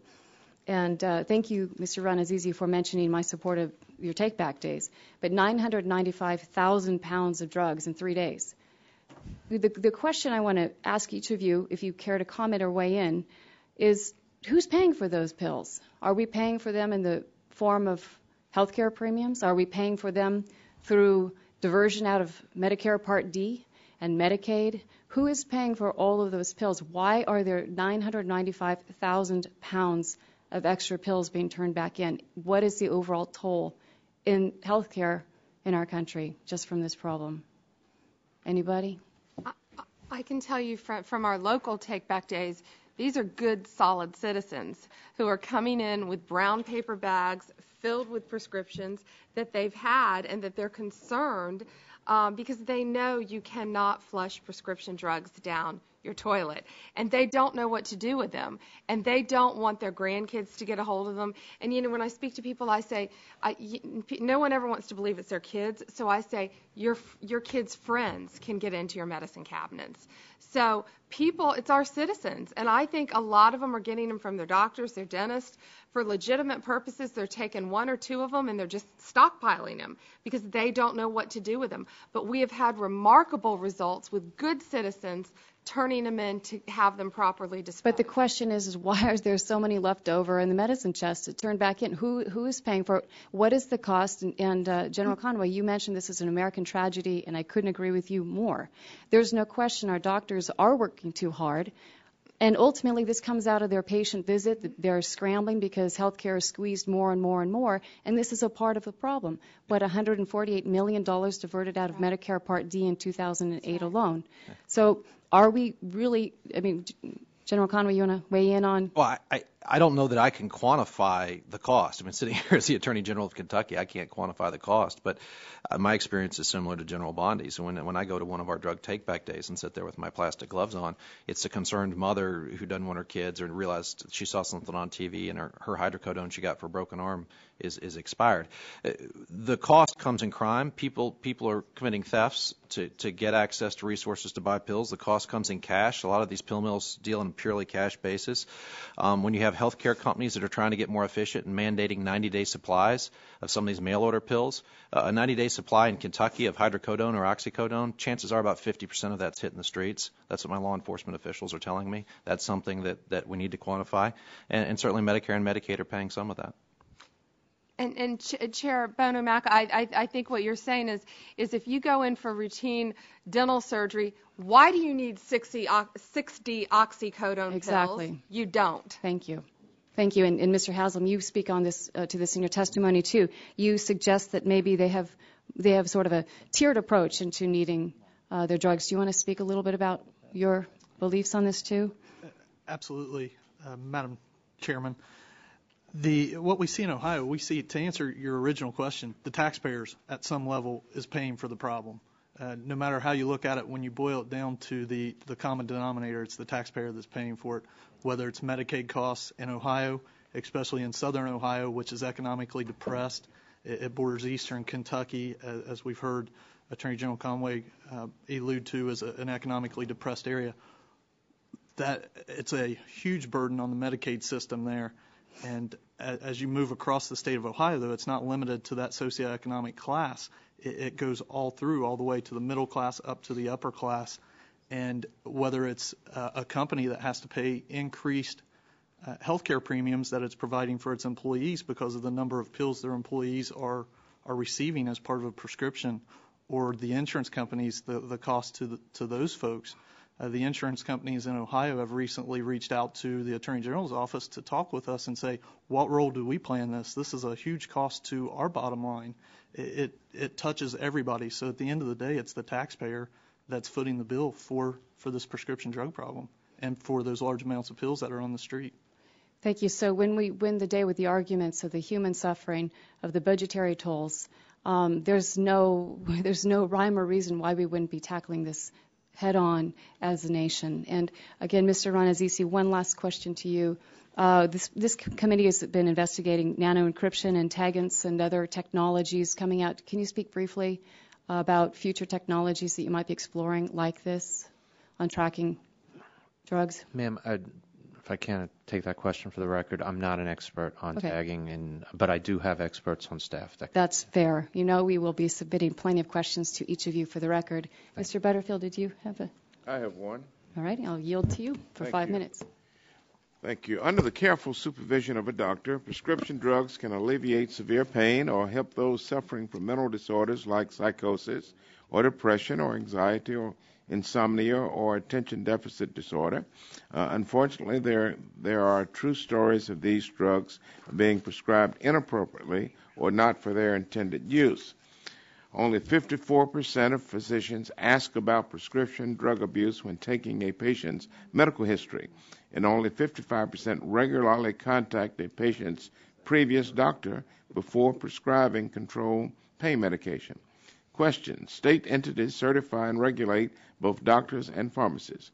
Through this role, General Conway, what do you think state authorities can do to educate medical practitioners?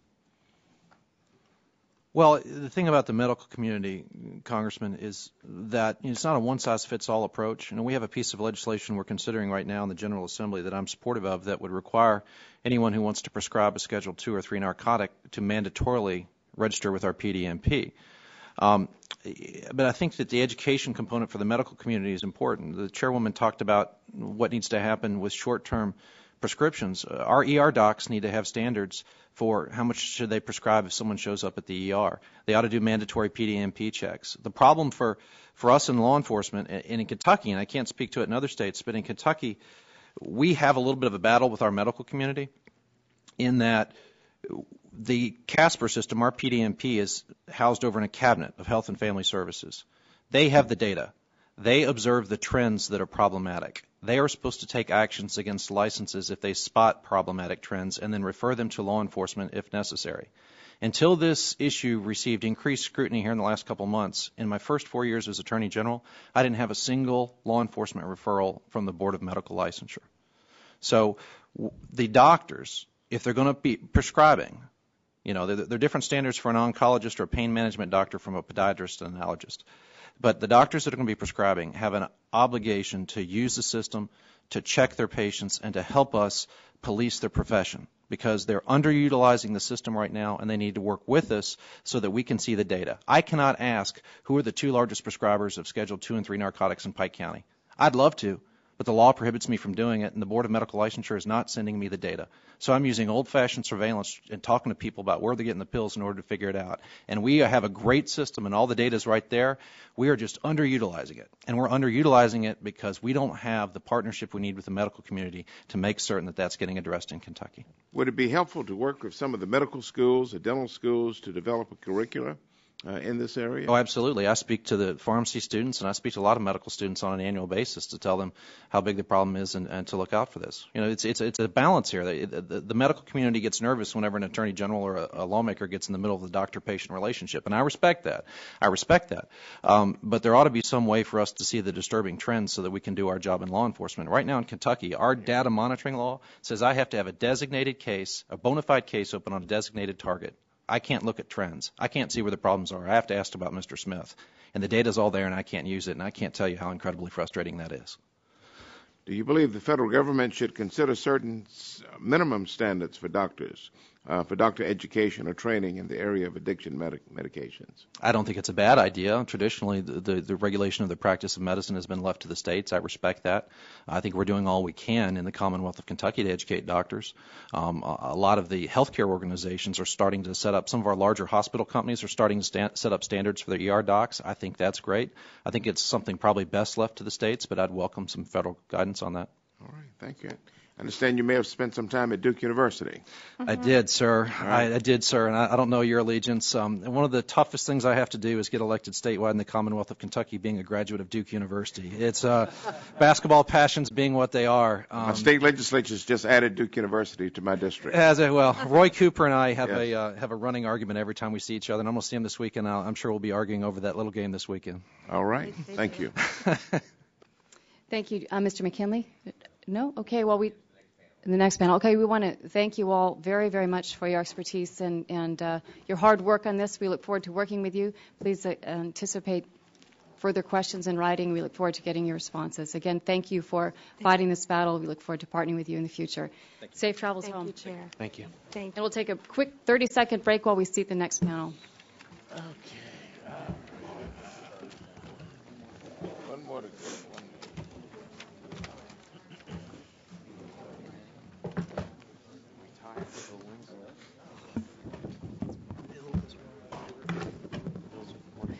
You know what? I was extremely upset when he left.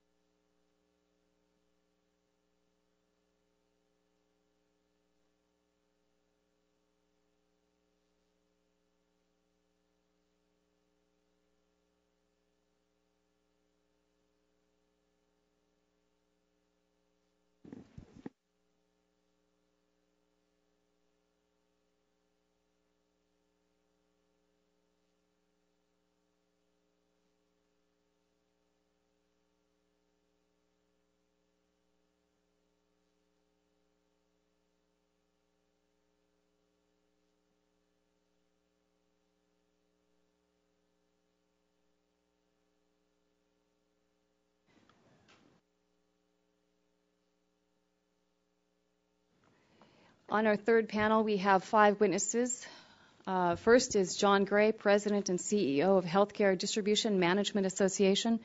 Our next witness is John Harmison, a pharmacist and owner of DFW, sounds like Dallas-Fort Worth Airport we're just talking about. Oh, it is, okay. Of DFW Prescriptions, who is testifying on behalf of the National Community Pharmacists Association. Hopefully I'll be flying through DFW later today. We also have another pharmacist joining us, Kevin Nicholson, Vice President of the National Association of Chain Drugstores. Next is Kendra Martello, Assistant General Counsel, Pharmaceutical Research and Manufacturers of America. And our final witness is David Goff, Vice President for Regulatory Science of the Generic Pharmaceuticals Association. Welcome, everyone. I think you know the drill, the 5 minutes. There's the timer. With that, we'll be happy to turn to you, Mr. Gray, for your 5 minutes. Please make sure your microphone is on. But now it's greener. Thank you. Good afternoon, Chairman Bono Mack and Ranking Member Butterfield and members of the Energy Commerce Subcommittee on Commerce, Manufacturing, and Trade. I am John Gray, President and CEO of the Healthcare Distribution Management Association, and I want to thank you all for the opportunity to come here today and talk about this critically important problem of prescription drug abuse and diversion, and most importantly, what my members are doing to combat that problem. The pharmaceutical distribution industry's primary mission is to operate the safest, most secure, and efficient supply chain in the world. As part of this mission, HDMA and its members are committed to addressing the serious national problem of prescription drug abuse and to being a part of the solution. HDMA members have not only statutory and regulatory responsibilities to detect and prevent diversion of controlled prescription drugs, but to undertake such efforts as responsible members of our society. To address the issue of prescription drug abuse, distributors have developed complex systems to help prevent diversion of medicines and to comply with the DEA's expanded expectation for suspicious order and monitoring and reporting. To aid the development and implementation of these systems, in 2008, HDMA and its member companies developed the Industry Compliance Guidelines to support the distribution industry practices on the evaluation of customer orders for controlled substances and the reporting of so-called suspicious orders to the DEA. The ICGs, these, as we call them, were vetted with the DEA in advance of the publication. These guidelines emphasize the concept of know your customer. That is, obtaining and reviewing thorough background information about a prospective healthcare provider prior to doing business with them. Therefore, in many cases, potential problems can be avoided even before an order is placed. Because the advanced systems now in place in the industry's proactive efforts, the EA reported last year that since 2006-2011, distributors in this country stopped shipping controlled substances to more than 1,500 customers that could have posed an unreasonable risk of diversion. Let me add, it's critical that the anti-diversion efforts of our industry, as well as the enforcement actions of DEA, should always carefully balance the need to cut off supply to any customer engaged in diversion while not limiting access to appropriately prescribed and legally dispensed medicines for seriously ill patients or potentially putting legitimate pharmacies out of the business. Despite the best efforts of our industry, we find ourselves today in a conundrum. Pharmaceutical distributors do not manufacture legal controlled substances. We do not license pharmacies or healthcare providers. We do not write prescriptions for patients. We do not dispense these products to patients. We do not see the prescription a patient presents for filing at a pharmacy. A single pharmaceutical distributor does not know and has no way of knowing if a pharmacy customer is purchasing prescription drugs from other distributors. Furthermore, we do not determine or set prescription drug fill rates. However, the DEA receives information from each distributor that sells controlled substances to a particular pharmacy or prescriber. The agency also sets annual allowable production quotas for manufacturers of these controlled substances. Distributors are often held accountable with incomplete information for diversion from parts of the supply chain they simply do not control. To comply with the DEA expectation, distributors are being asked to judge the diagnosis, intent, medical knowledge, experience of doctors and pharmacists. Furthermore, the DEA's emphasis on volumes and national averages to determine suspicious orders may simply oversimplify the problem for Schedule II controlled prescription drugs. Our members have found the analysis of a single pharmacy's controlled substance ordering patterns is simply far more complex and includes critical factors such as the size of the pharmacy, the patient demographics, the geographic proximity to the hospitals or surgery centers, nursing homes, cancer clinics, hospice providers, and other major urban areas. Now, as was stated earlier today, I need to correct that. We do not choose not to comply with these laws of suspicious order monitoring. The fact is our members have many questions about the compliance. You heard this is a relatively new process, a new procedure, and unfortunately today, with the questions we have remaining, each distributor essentially operates in an information silo. We are unaware that a new pharmacy customer may have been cut off by another distributor who had concern about potential diversion at the pharmacy, or we are unaware that an existing pharmacy customer is ordering controlled substances from multiple distributors. Or we are also unaware that specific pharmacies may be dispensing controlled substances for physicians who are writing prescriptions for patients when there is no legitimate medical need. So in an effort to break down these silo walls and get this new program going, HDMA has asked DEA in face-to-face meetings over the last several years, as well as in written communications, to provide some clarification and guidance on the agency's expanded expectations of an anti-diversion program for wholesale distributors, and we've sought greater information sharing in the process between the agency and our industry. Throughout these communications, HDMA and its members have also asked DEA to provide aggregated and critically important blinded data from the ARCOS system that could be used to further assess product orders and provide supportive information for the agency and for the members. A distributor does not have the independent ability to determine whether a pharmacy or a physician customer is ordering from multiple distributors. Only the DEA possesses that information. In closing, we strongly believe that all stakeholders, doctors, pharmacists, distributors, manufacturers, and indeed the government must work together to achieve this shared goal to ensure a sufficient, safe supply of medicines for legitimate patients while keeping those same drugs out of the hands of individuals who will abuse them. Mr. Chairman, thank you for your time. Thank you, Mr. Gray. Mr. Harmiston, you're recognized for 5 minutes. Thank you, Madam Chairwoman. On and pulled close to you, please. Does it help if I get it closer? Yes, thank you. I'm sorry, I have a hearing deficit and people say I talk too softly. Sorry. Good afternoon, Madam Chairwoman Bono Mack, Ranking Member Butterfield, members of the subcommittee, I'm Joe Harmison. I am a practicing pharmacist. I am a pharmacy owner and past president of the National Community Pharmacists Association. NCPA is a national organization representing the owners and pharmacists of the non-publicly traded community pharmacies. Everyone here today is in agreement that the United States has a problem with drug abuse, misuse, and diversion. I hope we will also acknowledge that the drugs we're discussing today, when used appropriately, are extremely beneficial. When they're not used as intended, they're destructive in many ways. As has been stated over and over, the majority of people that abuse prescription drugs get them from the family medicine cabinet or friends. This shines a very bright light on how we need a means to destroy these drugs. The community pharmacists in the United States have been excited, willing participants in the drug take-back program for destruction. The problem we have, we're not allowed to take back the controlled substances, or what those are the drugs we really want to get off the street. We can't handle that. We are anxiously awaiting the rules we have been told by DEA they are promulgating to allow us to participate in this process. The pharmacists of America interact with millions of patients every day and advise them on how to use their medicines correctly and what can happen if they don't.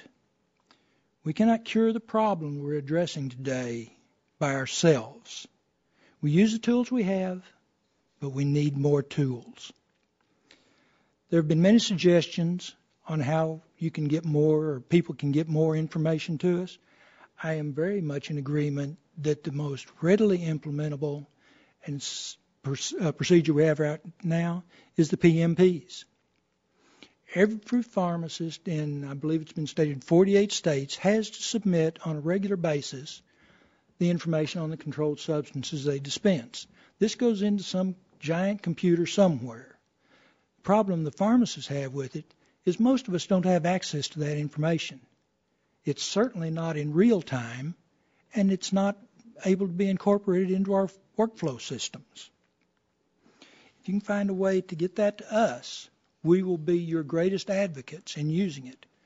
We do not want to be the drug police. We will be very willing to work with all parties to prevent abuse, misuse, and diversion. Another thing with this computer database, it must not be the deciding factor on whether a patient gets their medicine. That decision must be left to the responsible parties, the prescribers and the pharmacist. We're the ones that know the patients best. We know their conditions. Another very important part of this equation is pharmacy burglaries and robberies. In 2010, there were 686 armed robberies of pharmacies in the United States, and unfortunately some of these end up with murders involved with them. Unfortunately, I have way too much experience firsthand with pharmacy burglaries. One of my pharmacies has been burglarized 3 times since December 1st of 2011. This is one small pharmacy, and from what I can determine, the street value of the drugs taken from my pharmacy is in excess of $575,000.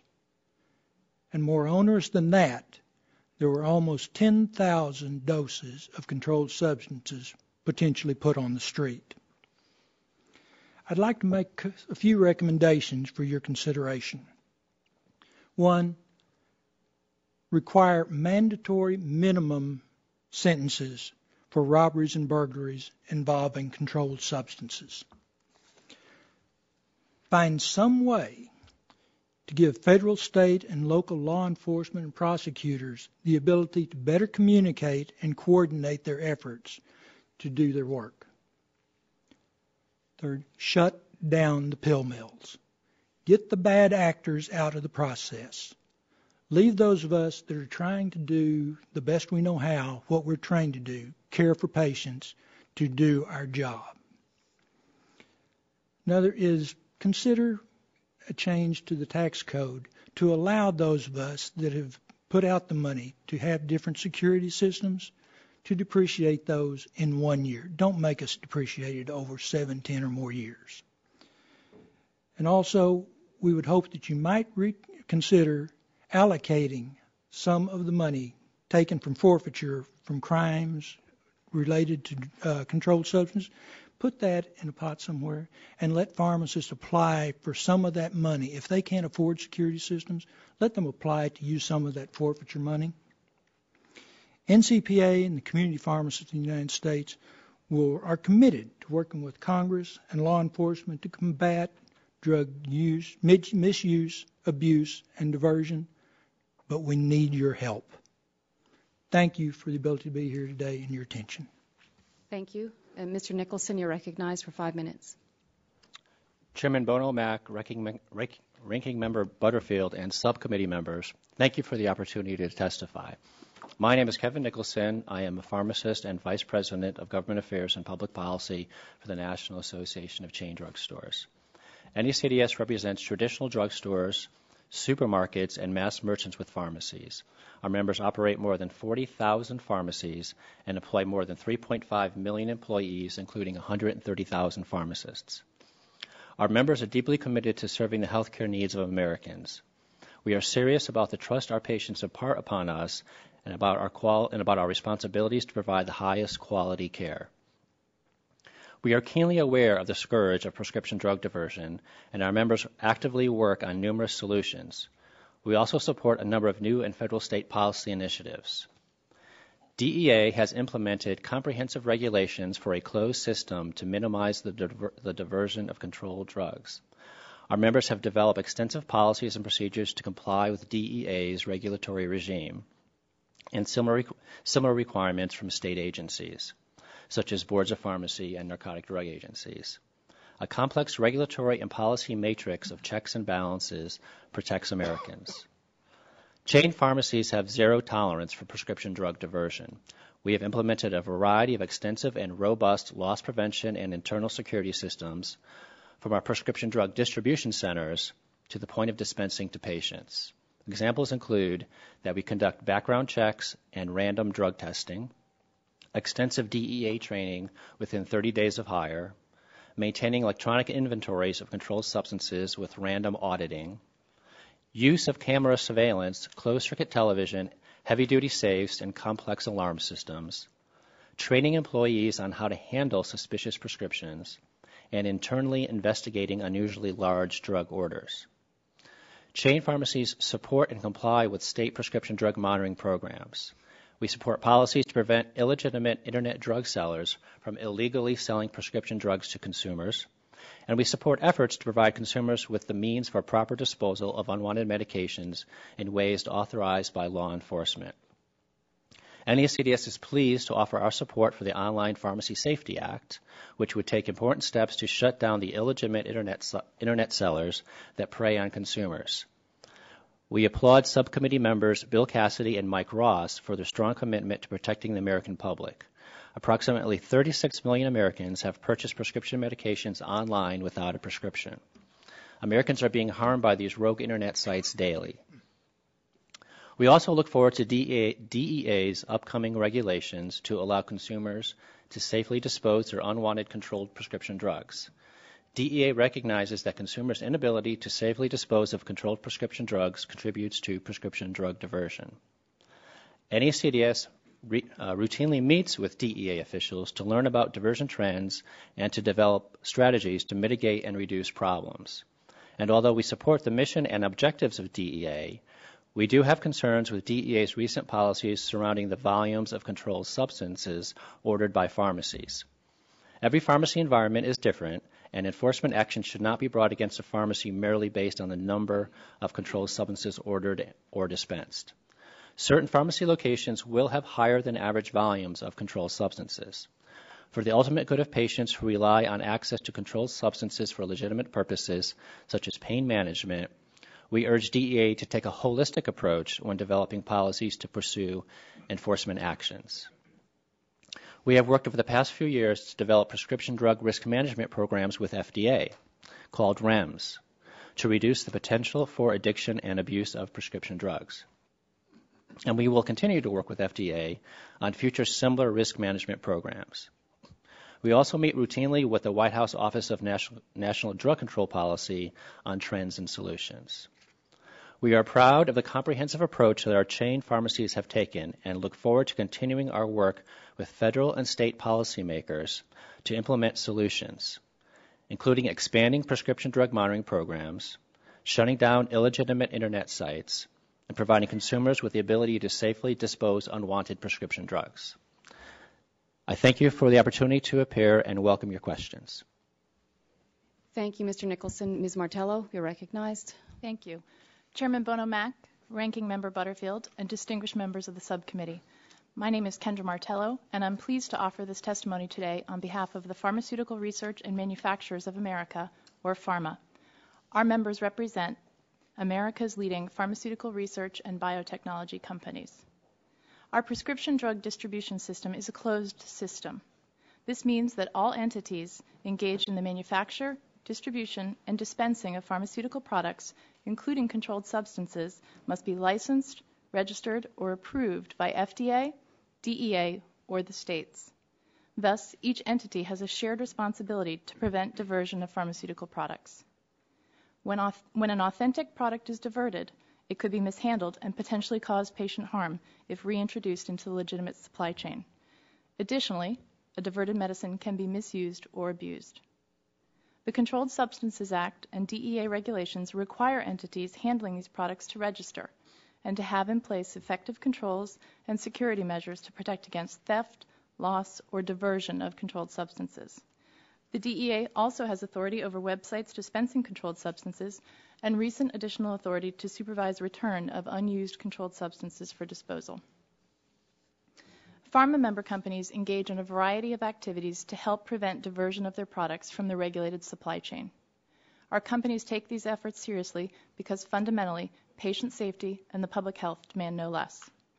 Our members employ a range of measures to prevent diversion, from facility security, including uniformed guards, fences, and extensive access control and video surveillance systems, to strict controls over in-process manufacturing operations, to in-transit security measures such as the use of GPS tracking devices on 18-wheelers that carry medicines across the country, to enhancing enforcement by information sharing with law enforcement officials, and to helping educate others on best practices. Our companies work to help secure the products they manufacture in the regulated supply chain.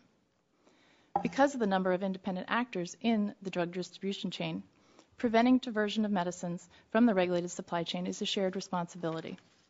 Recognizing this, PhRMA members participate in broad-based coalitions to help address specific aspects of prescription drug diversion. These include coalitions to increase penalties for cargo theft, groups to facilitate information sharing and best practices, and participation in stakeholder coalitions that are pursuing new authorities in a variety of related and significant areas. These activities are detailed further in my written testimony submitted for the record. We do believe that there are additional authorities that could also have a significant impact on reducing diversion, as well as reducing the non-medical use of prescription drugs. These include, first, increase the use of and improvements to state prescription drug monitoring programs, which can be an important tool to prevent and detect abusers and refer them for treatment.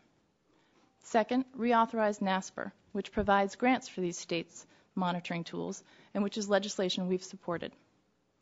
Third, increase penalties for and enforcement against criminal cargo theft, rogue online drug sellers, and criminal counterfeiters. Fourth, fully implement DEA authorities over online sales of controlled substances and responsible, secure disposal of unused controlled substances. And finally, increase licensure requirements for wholesale distributors to prevent unscrupulous actors from moving their operations across state lines. In conclusion, PhRMA and its member companies are dedicated to improving the lives of patients. This emphasis on the patient extends throughout the product life cycle, from researching and developing new medicines, including abuse-resistant formulations, to helping ensure medicines are used appropriately, to helping prevent diversion from the regulated supply chain. At the same time, addressing the growing problem of prescription drug abuse is also a shared responsibility, and patients need continued access to the medicines they need to allow them to live longer, healthier lives. We remain committed to addressing the issues surrounding prescription drug diversion and inappropriate use of prescription medicines, and we look forward to continuing to work with the subcommittee, members of Congress, and other stakeholders on these important issues. Thank you. Thank you, Ms. Martello. Mr. Goff, you're recognized. Thank you. Good afternoon, Chairman Bono Mack, Ranking Member Butterfield, and members of the Energy and Commerce Subcommittee on Commerce, Manufacturing, and Trade. I'm David Goff, Vice President of Regulatory Sciences at the Generic Pharmaceutical Association and a licensed pharmacist. GPHA represents the manufacturers, distributors of finished dose generic pharmaceuticals, bulk chemicals, and also suppliers of other goods and services to the generic pharmaceutical industry. Generic pharmaceuticals now fill about 80% of all prescriptions dispensed in the United States, but consume just 25% of the total drug spend for the prescriptions. GPHA's member companies manufacture FDA-approved generic versions of brand name drugs in all therapeutic classes, including prescription painkillers. We share the concern of the members of the committee when medications that are made to improve the quality of life and alleviate pain are abused. We believe that addressing this issue will require continued coordination among federal agencies, state, local, and federal law enforcement, healthcare professionals, drug manufacturers, patients, and even the caregivers. And we will work together to shape policy to control the misuse of pain medications. We must recognize that the overwhelming majority of individuals, including millions of senior and cancer patients, rely on these important medications to help treat their pain. In our collective efforts to curb drug diversion, we must carefully, but not inadvertently, punish the patients who need these medications. Rather, we should punish the criminals who illegally acquire and sell these products outside the normal chains of distribution. GPHA member companies are absolutely committed to the safe and reliable manufacturing and delivery of generic drugs. As an industry, we have invested millions of dollars in technologies and delivery systems to help assure that our products reach their destinations safely and securely. For example, our industry works with the DEA through the closed system that you've heard about before of distribution to prevent diversion, and also to assure that these products do not fall in the hands of abusers. The DEA also administers drug allotment and accountability systems to ensure against loss and diversion of controlled substances. While some have questioned whether the quota system needs to be reevaluated, we do not believe that doing so is an appropriate way to address concerns with prescription drug abuse. Further restrictions of the quota system could actually hinder access to important medical therapies for the patients who rely on them. For example, there are drugs specifically designed for attention deficit disorder and attention deficit hyperactive disorder in the quota system that are currently on the FDA's drug shortage list. Thus, we are concerned that if Congress starts to tip the balance in the quota system, it could actually have unintended consequences on the patients who need these medications. GPHA has also been participating in the Pharmaceutical Distribution Security Alliance, or the PDSA, to develop a consensus technology model for increasing the security of the drug supply chain in the United States. As part of this model, manufacturers have committed to maintaining a database that would associate unit-level data and lot number association. GPHA believes this model will deliver greater safety to the patients and help to achieve FDA's stated goals of enhancing the identification of suspect products. But no matter how secure we make the supply chain for prescription drugs, ensuring safe use of these drugs is a responsibility that rests on all of us. In fact, recent studies suggest that the problem with prescription drug abuse in the United States today primarily stems not from drugs that are outside the legitimate supply chain or have been obtained illegally through the black market, but instead from those who legally prescribe and are available in the homes. According to a 2010 National Survey of Health, more than 70% of people abusing prescription drugs are doing so with products that were obtained either from friends or relatives. The generic drug industry has been a leader in addressing the problem on drug diversion. We believe that education is a key component to addressing this issue, and as such, support efforts such as the American Medicine Chest Challenge, Smart RX, and the National Council on Prescription Information and Education.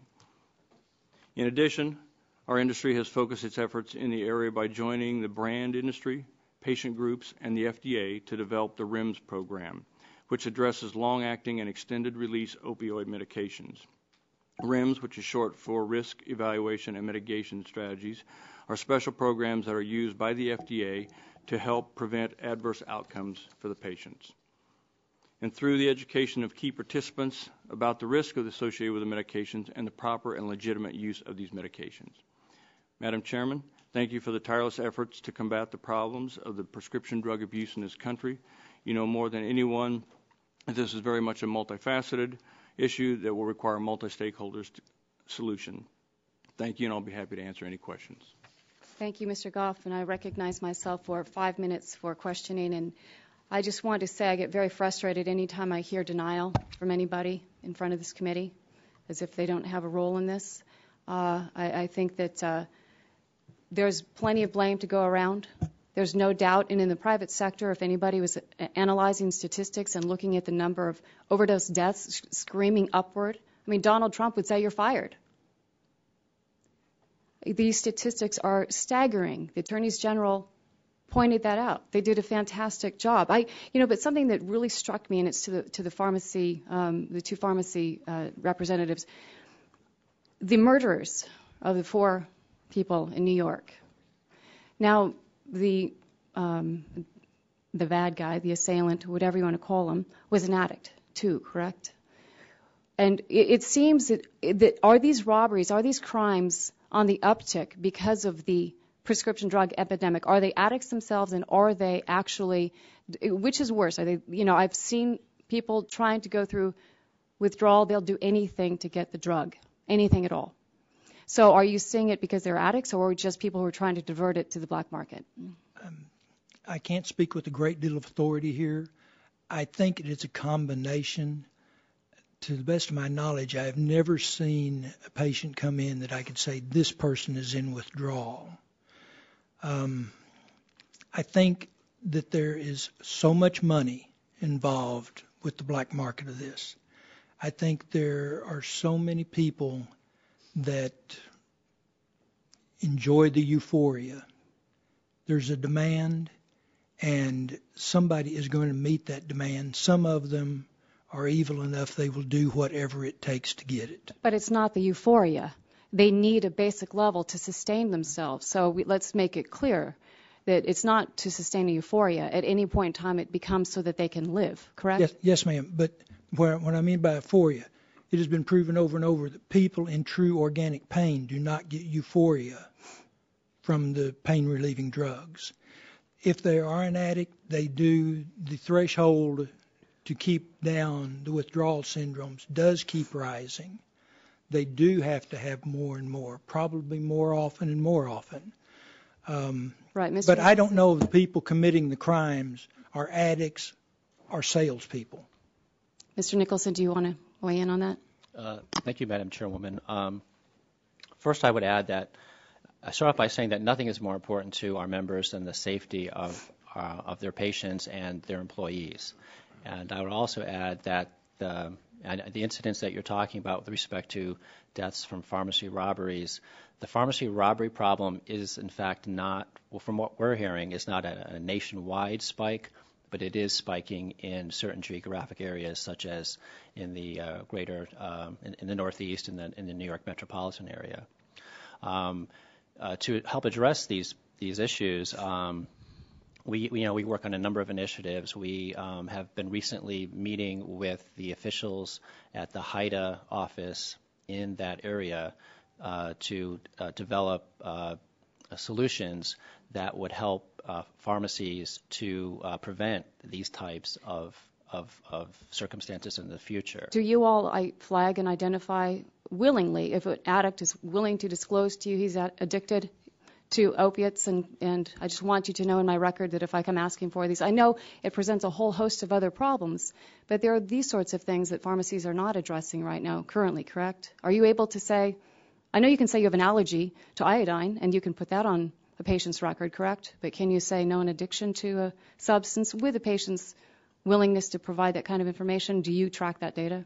Well, the information that goes into a patient profile is provided either by the patient themselves. That's what I'm asking you. Do you specifically, if a patient says to you, I'm in recovery for an opiate addiction, if I come to you with a prescription for Opana, whatever, or right, Vicodin, whatever opiates, please talk to me, counsel me first. Call my doctor and say, Doc, I want you to know. Do you do that now? I mean, that's a basic, simple the basic, I step. think the code of practice would be in the situation where a patient comes to you and says they're an addict, you would the ultimate goal would be to refer them to a treatment. Do you keep it on their record? It's a yes or no question. I can't answer. I mean, yeah, because the answer is no. But let me just move on because my time is limited. I just want to go down the line, if I might, and get a yes or no answer out of each of you. Do you agree with me that is there an epidemic on prescription drug abuse? Yes. Absolutely, yes. Yes. Yes. Do you agree each of you have a responsibility in finding a solution to this problem? Yes. Yes. Yes. Yes. Thank you. Lastly, I'm just going to close with this one thought, that I am a little bit frustrated by the notion that a prescription drug monitoring program is punitive. It shouldn't be. My father was a professor of medicine, and I really hold in very high regard doctors and understand their limited time. Same with pharmacists. But when we're thinking this is a punitive measure rather than a holistic approach, the ability for each of you to see a patient in their entirety, perhaps if we change the language, it's not punitive, but it's supposed to be an added tool that will actually help you provide better health care to your patients, your consumers, your customers. I think that would help if we could change the feeling and the language, and I'm happy to work with all of you on that. And my time has expired. I'm happy to yield to Mr. Butterfield for 5 minutes. Thank you. I'm happy that the chairman went a little bit over time because that kept me from having to ask each of you the question about whether or not you feel some shared responsibility in curbing the abuse of drugs, and each one of you answered the question as I thought you would. I don't get the sense for 1 minute that any of you are not sensitive to what we're talking about today, and so I thank you for coming. I thank you for what you do in your industry, and just encourage you to let's work together to try to solve this huge problem that we're facing. I asked this question of the first panel, and I'm going to try it again, and then I will close it out and head to the airport. Law enforcement efforts in one state may certainly yield reductions in the number of pills dispensed or hospitalizations or deaths. All of this is commendable if it happens within the state's border. But how can we be sure that addicted individuals simply don't go to another state and continue to commit the crime? We've asked other panels about that, and it's the elephant in the room. I mean, that is the big problem. If we fix the problem in one state, it's very simple for the addict to go to a neighboring state. Help us with some of your ideas on that very quickly, Mr. Gray. Please make sure your microphone is on. Get this down right. Here we go. All they have to do is get in a car and go, and I think ultimately the solution is going to be the ability to link up these PDMP systems and what other health IT record systems can be done across the country, and where doctors in Florida or doctors in Michigan can look at, can go online and see what each individual patient is doing. I mean, that's the only way to kind of link up the information flow. So a pharmacist in Tennessee can look up and understand that this patient was also just recently at a pharmacy in Florida, and now they're up here. But right now, as you heard the earlier panel, these systems are discrete by their states. They're not connected, so the information flow isn't there. Thank you. Right. Is it on? Yes. I don't know why they can't be connected. There are nationwide systems right now that we deal with every day with insurance that will feed back to us in a matter of seconds. There's a drug allergy on record to this. They've had it refilled too soon. It's not on our formulary. There's all sorts of information that comes back in seconds. I don't know why something like this, but I'm the most technologically literate person in this room. But I don't know why it can't be done. I would agree with Mr. Gray and Mr. Harmison that yes, I mean we definitely need the major solution is to connect the prescription drug monitoring programs. And at NACDS we support appropriations for NASPR and for the Harold Rogers prescription drug monitoring program to provide funding to the states so that they can upgrade and better maintain their prescription drug monitoring programs and work on programs to interconnect them with each other. I would add that we are hopeful that as the healthcare delivery system becomes more interoperable, that pharmacies and prescribers and hospitals and other entities will have better access to the patient's full record, so that there won't be gaps that would allow a patient to go from prescriber to prescriber or from state to state. Counsel? Similarly, prescription drug monitoring programs, we think that they can be an efficient and effective tool in helping to identify folks for treatment as well. And some of the solutions that have been talked about today include making sure that information is provided to these state prescription drug monitoring programs in real time, but also enhancing their interoperability across state lines so that you can utilize this data to its maximum effect. All right, 50 seconds. I would concur with my colleagues on the panel. The PDMP is a system that is in place, but it does not cross borders at this point in time.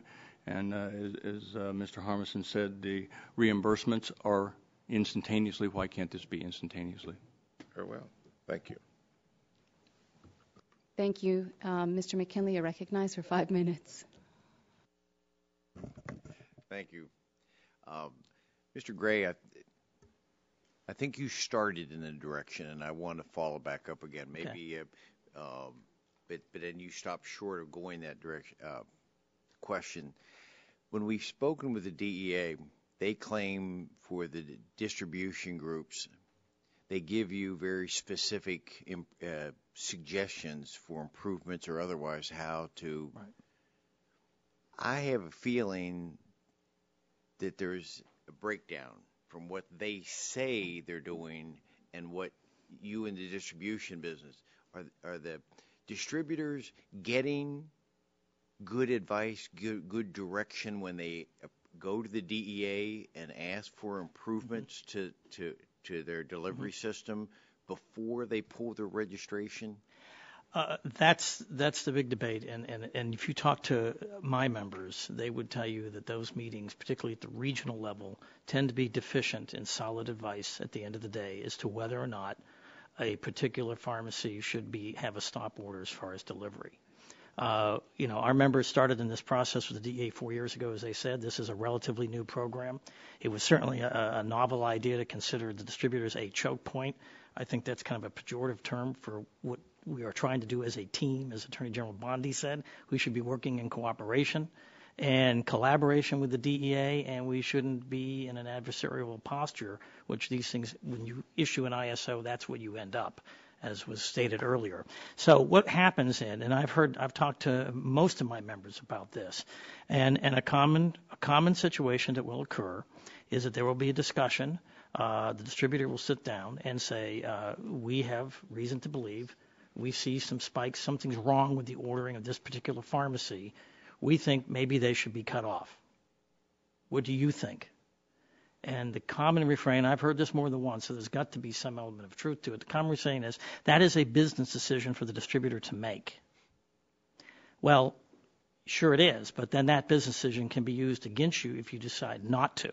And the questions that we submitted to the DEA last June 1st to Administrator Lenhart attempted to answer some of those specific questions within the confines of these meetings. A question a distributor would obviously have about a pharmacy practice. And this all stems to the data discussion earlier. They have data we cannot see.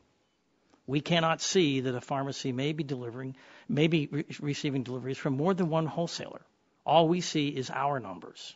And that has been a source of frustration. I'm hoping today we can turn the dialogue into a constructive one. It's not us versus them, but how can we work together? I think we can make a lot of progress working together. Let me stay on that question. If there are two other issues with it. First, are the pharmaceuticals, the distributors, are they compensated for doing this police work for the DEA? Oh, no. This is all out of the distributor's pocketbook. Our companies have invested tens of millions of dollars in doing this. Thank you. So a smaller distribution firm, how do they do that? Very expensive. If you want to talk to some of them, I can make that happen. I just wonder, is the long and the short of this with the DEA trying to put the smaller distributors out of business? I wouldn't want to speculate on that. I can't imagine that would be the case. I think the DEA is absolutely, fervent and correctly so in attempting to stop this problem. But I think, like any new initiative, we're in our dating period and trying to figure out how to get along. Is this one of those unfunded mandates that we're passing on to the companies to do, and we're not going to compensate them? Then we're going to turn around and criticize them for the cost of pharmaceuticals? Well, that's an interesting way to put it. But, as I say, the hardcore facts is when we put in these monitoring systems, it is at the company's expense to do so. I want to see this in a most robust way to try to correct the problem. But I have this nagging feeling here that there parts of the chain are not being treated equally. And I hope that the DEA will revisit how they work with each. Well, we do too, because we have a long history since I've been on board in 2004. We have worked we were the first responders in Katrina. Our companies were the ones that got in there and we were the only ones that got in and got medicines to the people stranded in New Orleans. We were the ones that set up the vaccine tracking system with the CDC in a cooperative effort. We worked cooperatively with the Secretary of HHS to develop the system for bird flu maintenance and stockpiling around the country. We have a long track record in the last 5 years of working hugely cooperatively with federal agencies and the government. I would love to see that same level of participation cooperation with the DEA, because I believe they are correct. Together, we can solve a lot of this problem. If they help us help them, we can make a lot of strides to solving this problem. But we're working in a vacuum.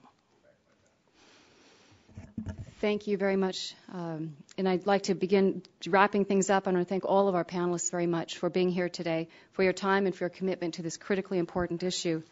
If 30,000 Americans died every year from food poisoning, Congress would take action. If 30,000 Americans died from pesticide exposure, Congress would take action. For that matter, if 30,000 dolphins died and washed up on our beaches every year, Congress would take action. So why are the victims of prescription drug abuse treated any differently? But working together, as we've all said, I know that we can come up with some good answers and we can save lives. So I, again, thank you all very much for being here, and especially for weathering the delay that we had this morning. I would like to remind members that they have 10 business days to submit questions for the record. I know we will have one specifically about on-dose marking. And so we will submit questions to you, and I would ask the witnesses to please respond promptly to any questions you might receive. Again, thank you, and the hearing is now adjourned.